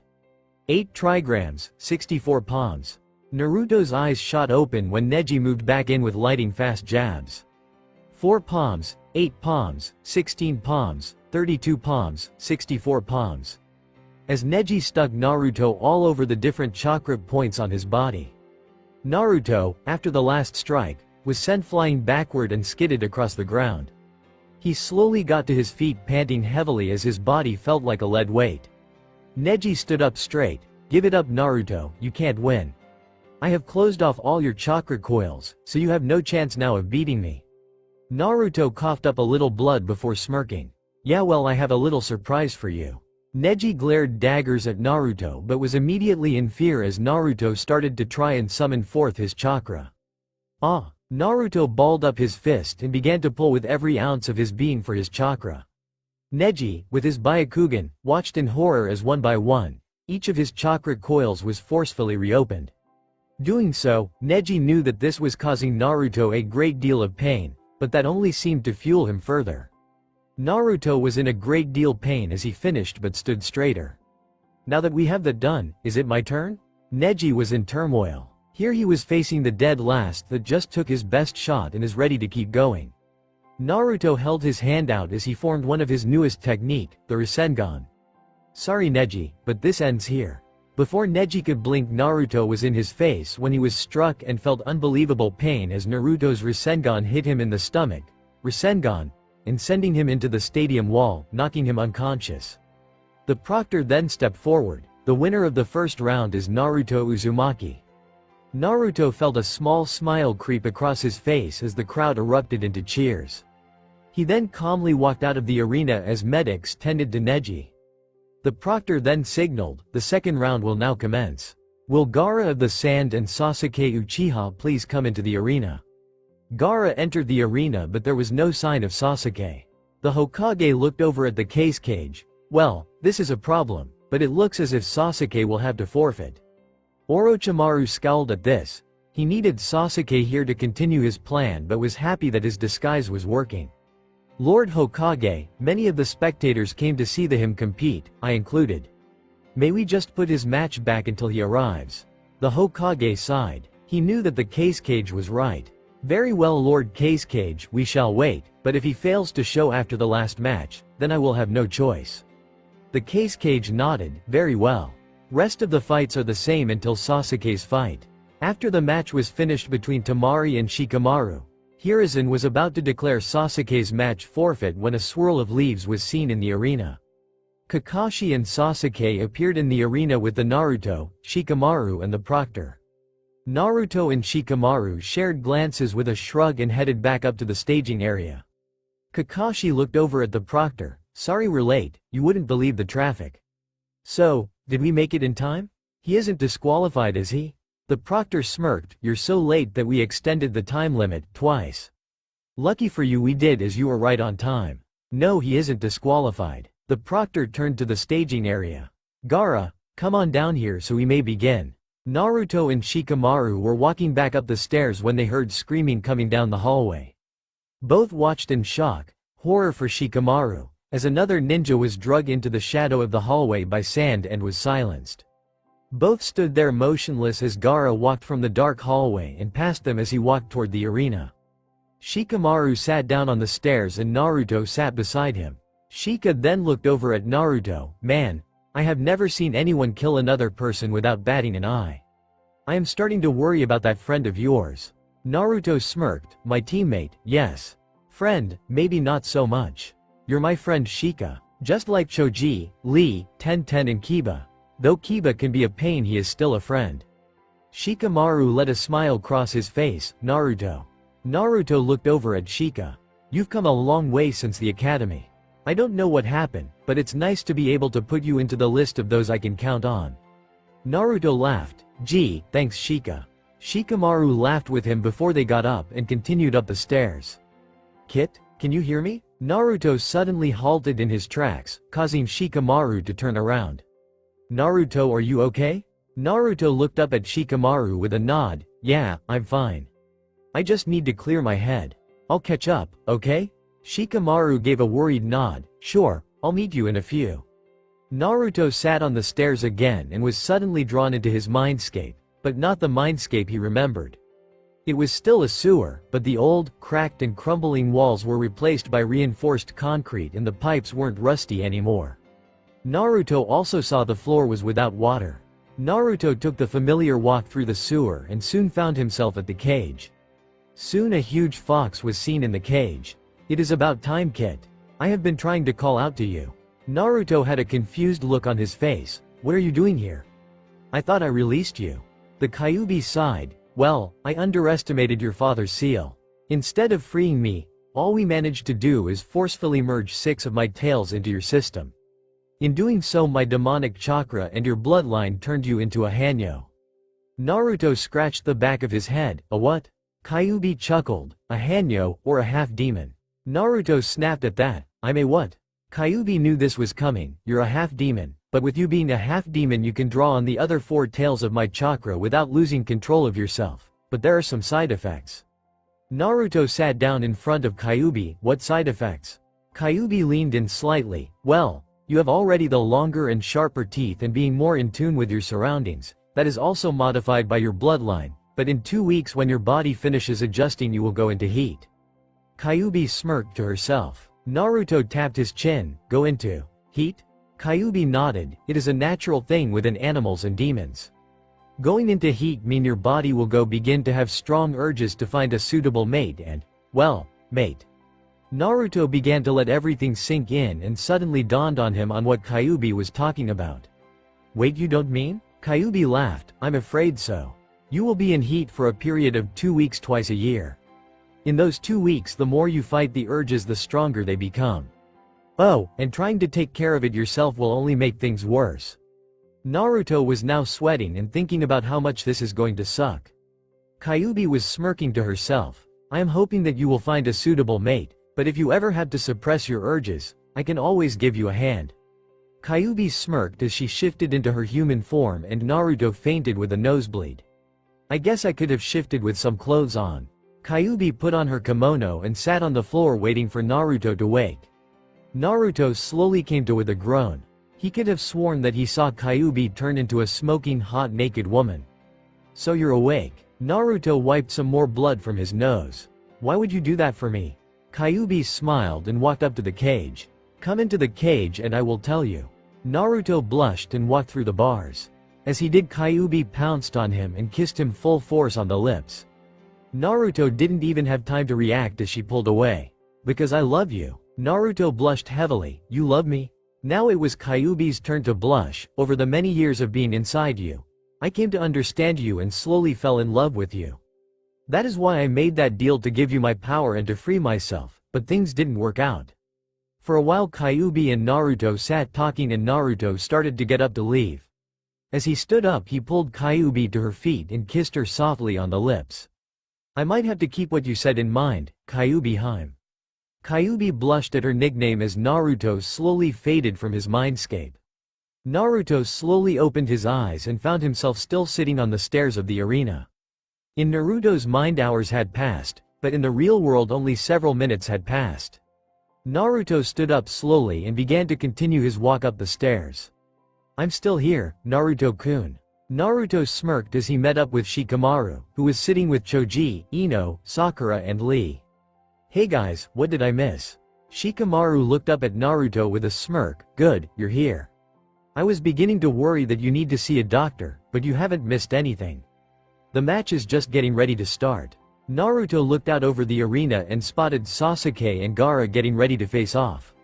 Naruto-kun, that Gaara kid contains Shukaku, the one-tailed beast. Shukaku is a blood-crazed beast and from the looks of it, has been fucking with this poor kid's head. Looks Shukaku has made this poor kid into a bloodthirsty ninja. Naruto nodded and looked over at Kakashi. Hey Kakashi-sensei, can I talk to you for a minute? Kakashi gave his famous eye smile. Sure thing Naruto. Naruto and Kakashi walked to the back of the stands and Naruto took in a deep breath. I know you and Sasuke did a lot of training over the month, but there is something you should know. Kakashi tilted his head slightly. What's that? Naruto looked toward the arena. That Gaara kid, he is like me. Kakashi was confused. What do you mean, like you? Naruto cut his eyes toward Kakashi. He has one sealed inside him too. Kakashi's eyes went wide. Which one? Naruto sighed. It is the one-tailed beast Shukaku, but if he unleashes it, Sasuke won't be able to hold him off alone. I can tell how much chakra he has and it won't be enough. Kakashi started to get worried. He could tell that the one named Gaara was extremely unstable and that wasn't a good sign for a Jinchuriki. Kakashi then placed a hand on Naruto's shoulder. Thanks for the heads up Naruto. Naruto nodded and walked back over to where his friends were sitting, just in time to see Sasuke ram a sparking ball of chakra into Gaara's sand orb. The next thing that Naruto knew was Gaara's blood-curdling scream. Sasuke had to force his arm free of the sand orb as a huge tan appendage followed him out and then retreated back into the sand. Soon Gaara emerged from the orb holding his wounded shoulder. Naruto was about to get out of his seat when he started feeling sleepy. Guy's Genjutsu. Naruto channeled chakra into the ram seal. Kai. Naruto saw the other do so as well as Guy and Kakashi began to duel with Sound Ninja with other Jonin. Kakashi looked over at Naruto. Naruto, you have to go back up Sasuke with the others. Naruto nodded and looked at Shikamaru and the others. Okay guys, let's go. The five of them then jumped off after Sasuke and Gaara. It wasn't long into the chase when Naruto looked over at Shikamaru. We are being followed. You guys hang back and I'll back up Sasuke. Shikamaru nodded and halted the rest of the group and began to set up an ambush. Naruto soon caught up to Sasuke only to find him trying to face down a morphing Gaara. Naruto could tell that Sasuke had used up most of his chakra in the arena and hadn't the strength to keep fighting. Naruto, what are you doing here? Sasuke asked while trying to catch his breath. I'm here to finish what you started. Naruto stood straight and looked dead at Gaara. Okay Gaara, if you're going to us Shukaku then I suggest you do it now. Gaara's face took one of surprise. You know about mother? Naruto's face hardened. That thing isn't your mother. It is the one-tailed beast. Sasuke's face took one of fear. Fear of knowing he was fighting the container of a tailed beast. Naruto, if what you say is true then you don't stand a chance. Naruto shook his head. That is where you are wrong. Gaara began to morph at a faster rate. I will kill you. I will kill you to feel alive. It was then that Naruto lashed forward and hit Gaara in the face, sending him flying backward. Sasuke, you have done enough. It is my turn. Gaara slowly drifted to sleep, allowing Shukaku to take over. Wow, about time that little runt fell asleep. The giant beast stood up towering over the trees. Shukaku turned and looked down at Naruto and Sasuke. Now it's time to have some fun and I will start with you too, then I will take care of that fucking village. Naruto growled when he heard the giant threaten the village. That is not going to happen. Oh yeah, and what are you going to do about it? Shukaku spoke with a laugh. Naruto looked over at Sasuke. Sasuke, you might want to get back. Sasuke nodded and started to head back to the village. Naruto watched Sasuke leave and turned back to Shukaku. Now it's your turn. Naruto formed the ram seal and began to pour out his chakra. Shukaku started to laugh at Naruto, but was silenced when Naruto sprouted a blood-red chakra tail. What are you? There is no way you should have tails. Naruto laughed as he sprouted a second tail. I am the container of the strongest of you. I am the Jinchuriki of the Kyuubi no Kitsune. This got Shukaku sweating. He knew he didn't have a chance in hell if he poured out any more chakra. Shukaku knew he didn't have a choice though. Naruto then pulled on 3 tails of chakra and literally disappeared from Shukaku's vision. The next thing Shukaku knew, he was being drilled in the stomach. Naruto had just slammed a demon-powered Rasengan into Shukaku's gut, sending him bowling into a mountain.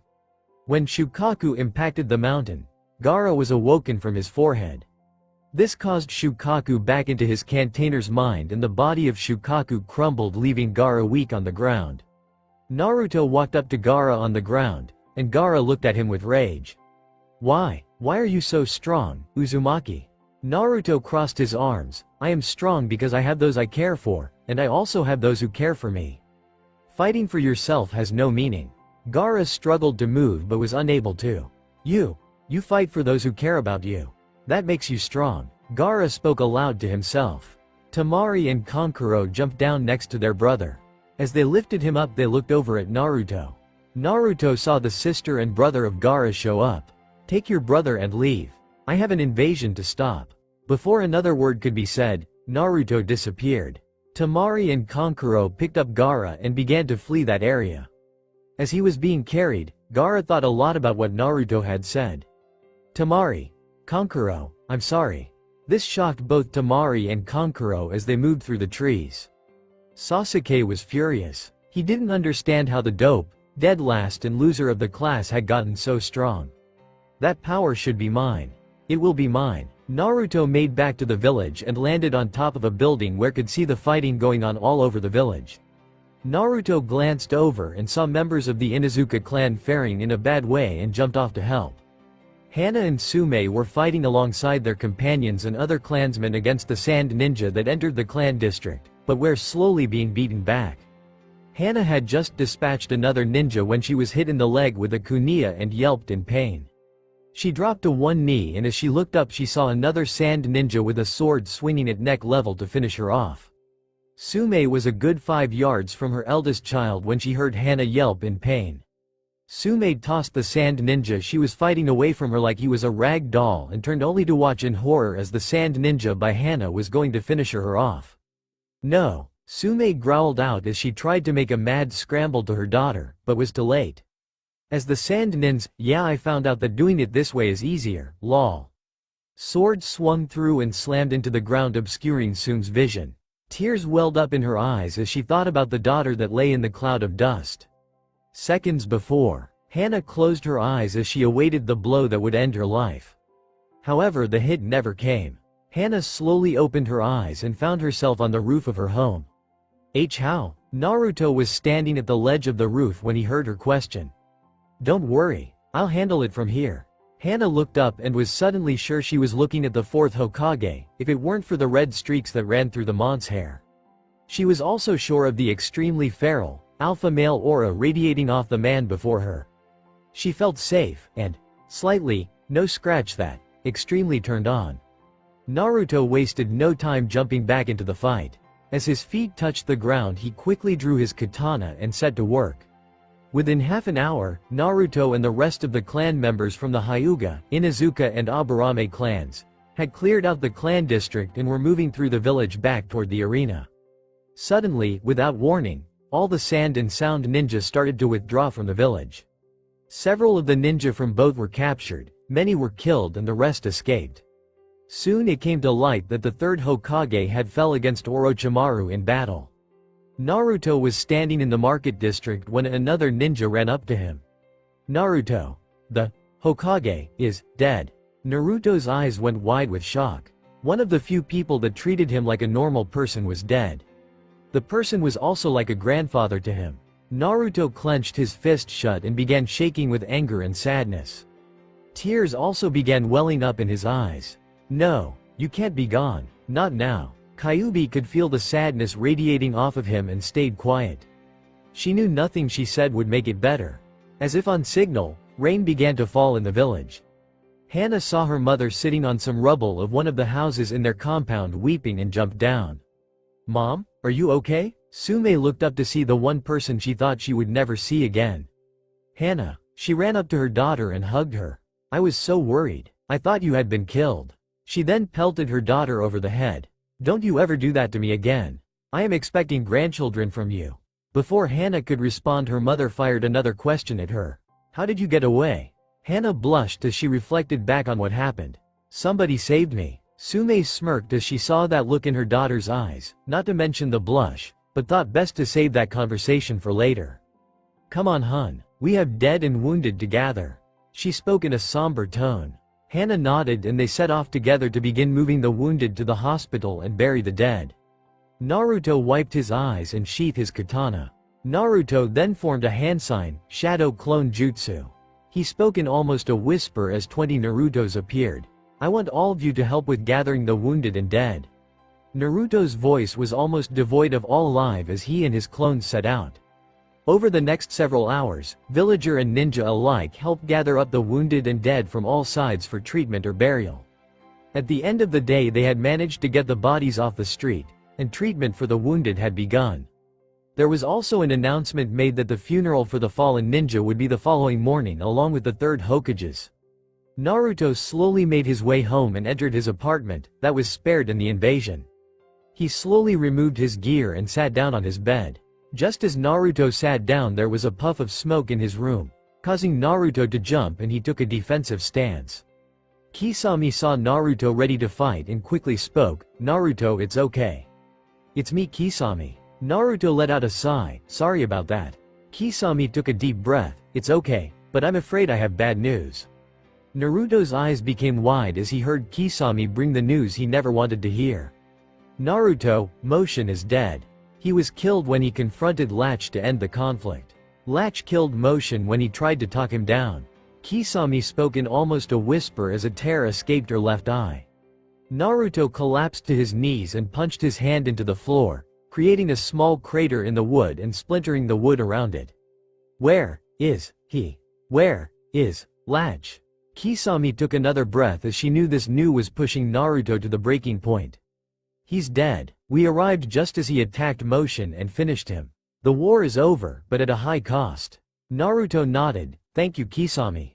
Kisame looked up into Naruto's eyes and saw only a small flicker of life in them. She bowed her head and disappeared in a cloud of smoke. That night Naruto did something he hadn't done since he was a kid. He wept. He could no longer hold back his emotions as they came to the surface. He wept in sadness. He yelled in anger. He clenched his fist in rage. Naruto's emotions soon took a toll on him as he blacked out on his bed. Hey people, it is time for the next installment of Naruto, Getting Serious. Again, I do not own anything of Naruto. OC characters will probably be brought in the near future. I hope you like how I brought Kyuubi back. As in the earlier chapters, I never said what happened to her just in case, lol. An ace in the hole as it were. This chapter will have several flashbacks of the past. Naruto woke the following morning when he heard a knock at his door. Naruto slowly got up and opened the door. When Naruto opened the door, Kakashi greeted him. Morning Naruto. Get ready, the funeral starts in an hour. Kakashi could tell that the death of the Hokage had hit Naruto hard, but something else seemed to be bothering Naruto as well. Kakashi followed Naruto back into his apartment as Naruto went into the bathroom. Naruto walked out of the bathroom a few minutes later wearing a black button-up shirt, black slacks, black shoes and his father's forehead protector. Okay Kakashi-sensei, I'm ready. Kakashi nodded at him and they slowly left Naruto's apartment and head for the top of the Hokage Tower, where the funeral was to be held. When Naruto and Kakashi arrived, everyone else had already arrived. Naruto walked over and took his seat with his old team. There were a few sobs through the crowd but many were silent. Hana could see Naruto from her seat next to her mother and brother. She could see how depressed he looked and was about to ask her mother, but she beat her to it. The third Hokage was one of the few people who treated Naruto like a person. He was close to Naruto's only family and now he is gone and Naruto might feel lost. Tsume spoke softly. A little more than 16 years ago Tsume tried to adopt Naruto after she personally stopped an attack on his life, only to be turned down by the council. Soon the funeral started and each person was allowed to go pay their respects. Once the funeral was over everyone began to leave the tower roof, but Naruto stayed in his seat. As Hana and her mother stood to leave, she could see Naruto staying seated. She wanted to go over, hug him close and never let go, but left with her mother. Kiba left their company to go with his team and Hana took this opportunity to ask about the man they left on the roof. Mom, what else do you know about Naruto? Tsume turned to Hana with a sad smile. Hun, the most I can tell you is that he has lived a hard life. Naruto is an extraordinary boy that most people look down on. I can't tell you why or any more than that. Hana gave her mom a confused look. What do you mean? Tsume looked up at the sky, the rest you will have to hear from him. That is all I can say. Hana let it go as they continued to walk home. Naruto slowly stood and stole one last gaze at the picture of the third Hokage and jumped off the roof and began to reflect on the past as he walked slowly through the village. 10 years ago, Naruto ran into the Hokage's office and was bouncing around. Come on Gramps, you said you would walk me to my first day at the academy. Hiruzen chuckled as he put out his pipe. Calm down Naruto. Class doesn't start for an hour. Naruto beamed at Hiruzen. I know, but I want to be the first one there. Hiruzen smiled and decided to push little Naruto. What makes you want to be a ninja so bad Naruto? Naruto got that all too familiar look in his eye. I am going to be Hokage someday. Then everyone in the village will have to respect me. Believe it, I am going to be even more powerful than the fourth. Hiruzen let out a loud chuckle. You are you? Naruto nodded his head quickly as he ran up and grabbed Hiruzen's hand. Now come on Gramps, or I won't be the first one there. End flashback. Naruto had a sad smile on his face when he paused his walking. He found himself in front of the academy and began to think about the day after graduation day. 4 years ago, Naruto stood in the Hokage's office as the sun rose over the village. He watched as the Hokage lit his pipe, taking a long drag. Naruto, you must know that taking the scroll put this village in great danger. Hiruzen spoke and pointed his pipe at him. If that scroll were to fall into the wrong hands, it could mean great danger for everyone. Naruto slumped his head in sadness. I'm sorry, Gramps. Hiruzen slowly walked over to Naruto and placed his hand on his shoulder. But, I am very proud of you, Naruto. Not only did you learn a very powerful jutsu, but you stopped Mizuki, a Chunin, from taking the scroll and leaving the village. Hiruzen smiled down at him. Naruto smiled happily up at the Hokage. He was happy that he had made his Gramps proud, but also that he wasn't in that much trouble. Hiruzen smiled as he saw Naruto's mood lighten. Now how about some ramen? Naruto beamed up at him as they headed to Ichiraku's. End flashback. Naruto started walking again. His thoughts drifted to his fallen brother. It just seemed like yesterday that they met. Naruto felt a tear trail down his left cheek and he wiped it away. He knew that Motion would want him to soldier on, but it just wasn't the same. After they had started their relationship they had grown so close, only to be ripped apart. Naruto closed his eyes to stop the coming tears and thought about the time they spent together. Few months ago, Naruto walked to the other end of the training ground only to find Motion sleeping in the shade. He was about to wake him up when an evil smile spread across his face. Naruto quickly and quietly went to his apartment and retrieved his water balloon stash and filled several up.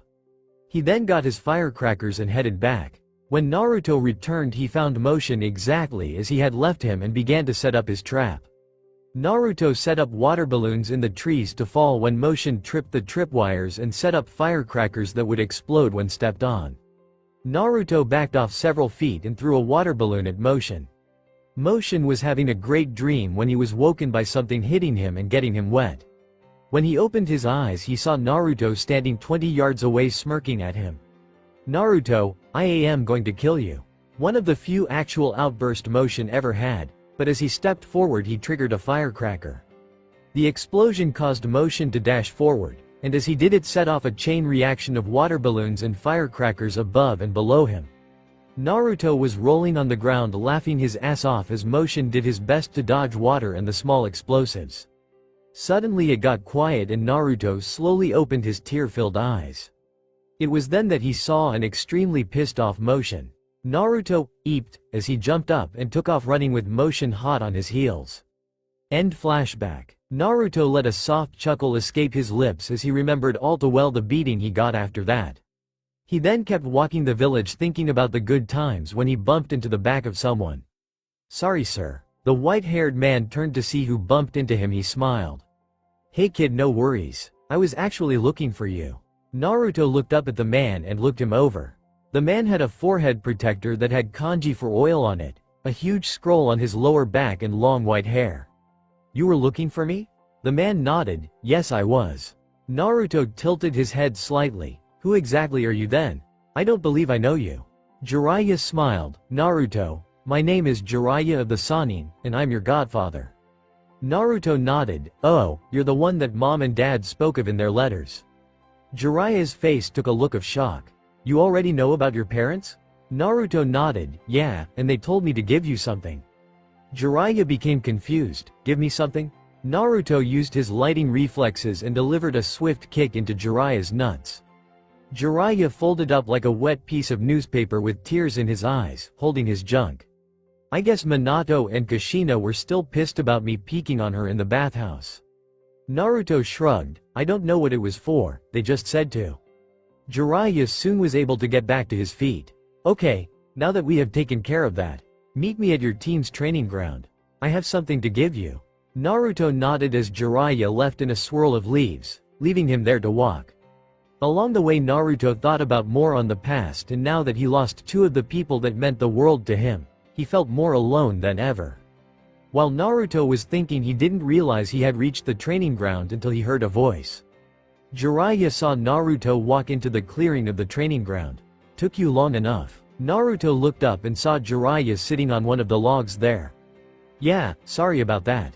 Jiraiya could tell that Naruto was taking the death of the old man hard and was going to do his best to break him out of it. Come on over here Naruto and have a seat. I think we should have a talk first. Naruto sat down on the center log. The same log he was tied to when Team 7 did the belt test with Kakashi. Naruto, I can tell something is bothering you. Jiraiya spoke out. Naruto's head slumped slightly. I have lost two of my precious people and I couldn't do anything to stop it. Two? Jiraiya asked. Naruto nodded. One was the third Hokage, but the second? Naruto straightened up. The second was my companion and brother Motion. Jiraiya tilted his head. Motion? Who is Motion? Naruto then began to fill him in on what happened 2.5 years ago.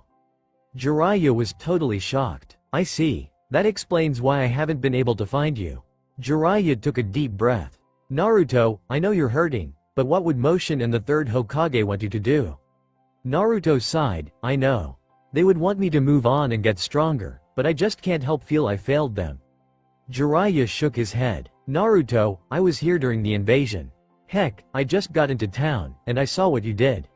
You saved countless lives yesterday, and I know, and pretty sure Motion too, would be proud of you. Naruto gave a slight smile. Thanks pervy sage. Jiraiya jumped up at that. Ah, come on, don't call me that. Naruto gave a light chuckle and Jiraiya smiled. Good to have ya back, kid. Now. Jiraiya bit his thumb and went through several hand seals. Ninja art. Summoning jutsu. Jiraiya then slammed his hand down and a large toad appeared under him holding a scroll in its mouth. The toad then used its tongue and handed Naruto the scroll. Naruto took the scroll and gave Jiraiya a questioning glance, making Jiraiya smirk. Consider it a present for being promoted to Chunin. That is the scroll of summons for the toads. Naruto was thrown for a loop at that. For one, he was being given the chance to be a toad summoner. Second, he was being promoted to Chunin. Naruto, after a few minutes of Jiraiya shouting at him, came out of his stupor and smiled. Thanks pervy sage. Jiraiya frowned as it seemed he wouldn't be shaking his nickname, but moved on. Just open it up and sign your name in blood and make your fingerprints at the bottom. When you want to summon, just bite your thumb and form the hand signs: boar, dog, bird, monkey, ram. Then slam your hand to the ground while channeling chakra. The more chakra you use, the higher rank summon you will bring out, until you reach the boss summon. While Jiraiya had been explaining everything, Naruto had already signed the scroll right next to his father's name. Okay, here we go. Naruto bit his thumb and went through the hand signs and poured a huge amount of chakra into his hand and slammed his palm down. Jiraiya watched in amazement as Naruto summoned Gabunta on his first try. Jiraiya, why have you summoned me? Gabunta called out. Jiraiya smirked. Don't look at me, Bunta. He then pointed to Naruto, who was standing on his head. Who are you? With your unruly, spiky, golden hair. Gabunta spoke. Naruto looked down with an amazed look. My name is Naruto Uzumaki. Gabunta laughed. Oh, so you're his kid, huh?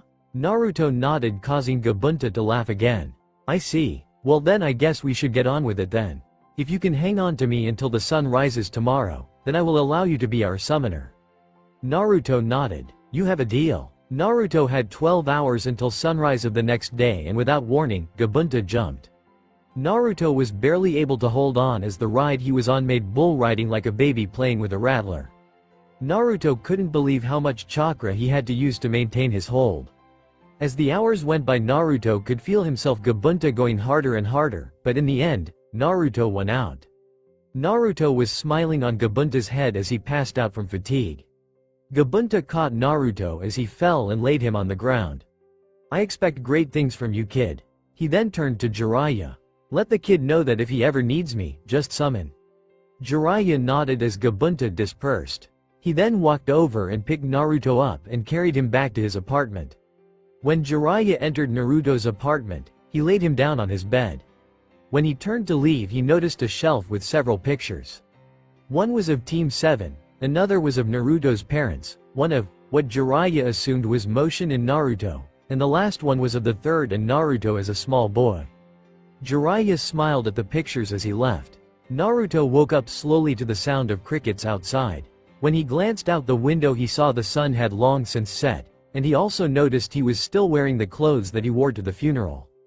Naruto got up and dressed in his ninja gear, and headed out into the night. Naruto soon found himself at the park and sat on a nearby bench. From where he was sitting, Naruto looked up into the night sky and pulled a shikamaru. He watched the clouds pass slowly by. Hana was currently walking her companion twins when she spotted a lone figure sitting on a bench. As she started walking closer, she saw the wild blonde hair with red streaks and knew who it was. Naruto? She spoke quietly. Naruto heard someone softly call his name and turned to face the voice. What he saw was the same woman he saved on the day of the invasion, but until now he never got a good look at her. To Naruto she was beautiful. Hana blushed at the way Naruto was looking at her. I just wanted to thank you for saving me. Naruto gave a slight smile. I was nothing, Inuzuka-san. Hana frowned slightly as she realized he didn't know her name. Hana. Naruto tilted his head. What? Hana giggled. My name is Hana. Naruto blushed. Sorry, Hana-san. Hana smiled. Just Hana. Naruto nodded. So what brings you out here at this time of night? I am just taking the twins out for a walk. Hana spoke and sat at the far end of the bench. Naruto looked around. Who? Hana pointed to where the twins were. My companion twins, the Hamaru brothers. Naruto looked to the place she pointed and saw nothing. I don't see anybody. Hana looked as well and sure enough, they were gone. Hana let out a sigh. They probably went home without me. Naruto smiled. Would you like me to walk you home? Hana blushed. That would be nice. It was a quiet walk to the Inuzuka compound and they parted with just slight goodbyes. After Naruto left Hana at her home, he headed for the top of the Hokage monument. Naruto stayed on the monument for the remainder of the night. When morning came, Naruto was met at the bottom of the monument by Jiraiya. Well, I have a mission for you. Jiraiya spoke. Naruto nodded. What is it that we have to do? Jiraiya smiled. You're coming with me to get the next Hokage. Time skip. Naruto and Jiraiya's trip to get Tsunade went well, and Naruto was able to force Itachi and Kisame to flee after trying to capture him. Sasuke had also shown up only to be attacked mentally by Itachi and his Sharingan. Once they found Tsunade, they also had to fight Orochimaru, where Naruto ended up ending the traitor, Kabuto's, life. After the fight was over, they began their journey home. While on the trip back to the village, Naruto learned more about his parents from his mother's best friend, Tsunade. Well, Gaki, are your dreams as big as your father's? Tsunade spoke as they walked. Naruto thought for a moment. I still want to be the greatest Hokage and protect those who are precious to me. Naruto sighed and became depressed. I never want to have to go through the pain of losing someone ever again. Tsunade knew all too well what Naruto was talking about. She had lost the two people that meant the world to her. Her love and her little brother. Their deaths were the reason she had left the village to begin with. Well, Naruto, from what you showed me, I believe you will achieve all your dreams. Naruto gave Tsunade a soft smile as they continued on. After a week of traveling, they finally reached home. During the week, Tsunade had taught Naruto some basic medical ninjutsu and greater chakra control. Naruto stood on a hill as he spotted the main gate and took a deep breath. Ah, feels good to be home. Tsunade stood next to Naruto with a smile. He looks so much like his father, but acts like his mother, and dresses like Kakashi. What a mix this boy is. This place sure hasn't changed much. Jiraiya stood on the other side of Naruto. Nope, not much at all. Let's get you to the elders. Tsunade nodded and turned to Naruto. I'll see you later, Naruto, and don't forget to practice what I taught you. Naruto nodded. You bet, Granny. Tsunade's eye began twitching at her nickname. Why must you call me that? Naruto and Jiraiya shared a laugh as they headed to the main gate. Chizo and his partner were at the guardhouse at the main gate of the village. Chizo looked over at his partner who was playing cards. Let's face it, ever since Naruto and Jiraiya left, nothing fun happens anymore. His partner just nodded, looking up and back down. Yeah, but that is about to change. Chizo looked over at him. What are you talking about? Before his partner could respond, another voice did. Hey guys, what's happening? Chizo looked up and jumped to his feet. Naruto, you back? How did your mission go?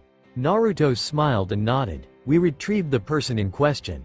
Chizo grinned as he saw Jiraiya and Tsunade walk up. Lady Tsunade, welcome back. Tsunade nodded to the two guards as they headed into the village. As Naruto walked through the main gates, Kakashi appeared in front of him in a swirl of leaves.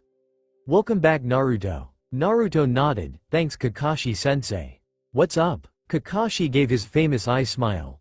Well, I was told that until the new Hokage takes over and we can reorganize, you are still part of Team 7. You will be my second. Naruto smiled back and pulled his mask on and lowered his forehead protector to cover the opposite eye of Kakashi to mock him. Kakashi laughed as Naruto was poking fun at him. It's good to have you back, Naruto. Naruto nodded, it's good to be back. So, when is the next team meeting? Kakashi tapped his masked chin. I will notify the others to be ready for the next mission tomorrow. So meet at the training grounds at 7 a.m. Naruto nodded, I'll be there. Naruto then disappeared in a swirl of blood-red leaves. Kakashi was dumbstruck. First, he was amazed that Naruto knew the body flicker technique, and second was that he had never seen the technique with the traits of his. Naruto appeared on top of the Hokage monument and looked out over the village. He couldn't help but think he had forgotten something. So, Naruto-kun, you forgot. The Kyuubi spoke to him with a voice laced with lust. Naruto mentally cursed himself. Tomorrow would be the beginning. Tomorrow was the day he would go into heat. Hana could see Naruto on top of the monument and headed up to talk to him. The night Naruto left the village on his mission was the same night she made up her mind to ask Naruto to be her boyfriend. Kyuubi could sense Hana's approach and smirked, Naruto. It seems you may have captured someone's heart. Kyuubi could only smirk as she thought about the Naruto gaining a strong mate from one like Hana. Naruto looked up from mentally cursing himself only to see Hana walking toward him. Hey, Naruto. Hana spoke nervously. Naruto did his best to recover. Hey Hana. Sorry I didn't see you coming. There was an unnerving silence between the two and Hana finally broke it before she lost her nerve. Naruto, I have something I would like to ask. Naruto looked into Hana's eyes and could see the nervousness. What is it, Hana? Hana moved closer to Naruto. Would you like to go out with me? Hana couldn't believe that she was acting like some schoolgirl, but just couldn't control herself. Naruto gave Hana a warm smile that caused her to blush. Hana, I would love to, but I think that we need to talk about something first. Hana nodded and sat down beside Naruto. Naruto then began to tell Hana about the Kyuubi that was inside him, but also what would happen to him tomorrow. Hana was surprised to find out that Kyuubi was a girl and that she didn't even want to attack the village, but what made her want to drool was the thought of a heat-driven Naruto plowing her for 2 weeks. Hana soon snapped out of her and leaned in and slowly pulled Naruto's mask down around his neck and kissed him softly. I don't care, Naruto. As long as I get you as you are. Naruto blushed and smiled as he put another person down of those who took him for who he was. Naruto didn't know what came over him, but he leaned forward and captured Hana's lips in a heated and loving kiss. Hana was amazed at the kissing skill of the so-called densest person when it come to women. Soon she had to break apart for air. Wow, Naruto chuckled, I'll say. Look, Hana, I don't want to do something I don't want, so I think I will be taking a camping trip until it passes. Hana grabbed his hand. I need to go home and I don't want you leaving the village until you talk to me in the morning. Naruto got a confused look, but nodded. Hana smiled and kissed Naruto's cheek. See you in the morning, Naruto. Naruto waved bye and headed home himself to pack for his trip. After packing, Naruto went over to Kakashi's apartment. When he reached the door, he could hear moans and slight screaming coming from the apartment. Naruto, not knowing what the sound was, kicked in the door with his katana at the ready. Kakashi heard his door get kicked in and he and the person he was with got ready to be attacked. However, they soon found themselves being stared at by a confused Naruto. Kakashi looked at Anko and tossed her a sheet to cover up with, while he put on a pair of sweats on. Naruto, what is going on? Naruto was currently confused, and fighting a Jiraiya-sized nosebleed, but was able to recover. I was coming to talk to you about something when I heard screams. This caused Anko to blush and Kakashi to cough. What do you want to talk about? Naruto then, after Anko left the room and headed to the bathroom, told Naruto about what will happen to him. Kakashi scratched the back of this head. Well, cough. You can have time off to get over this. Naruto nodded and left for home, after putting Kakashi's door back on the hinges. In Izuka compound, Hana walked into the main house and heard her mother in the kitchen. As she walked to the doorway, her mother spoke out. Well, seems you finally found my future son-in-law. Sume spoke with a smirk, though not bothering to turn to her daughter. Hana's mouth dropped open. What? How did you know anything about it? Sume let out a snort. Geez, give me a little credit.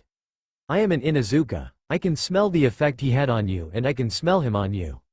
Hana was about to protest when she spoke again. Just because you aren't now, doesn't mean anything. I can smell it even if it's dried.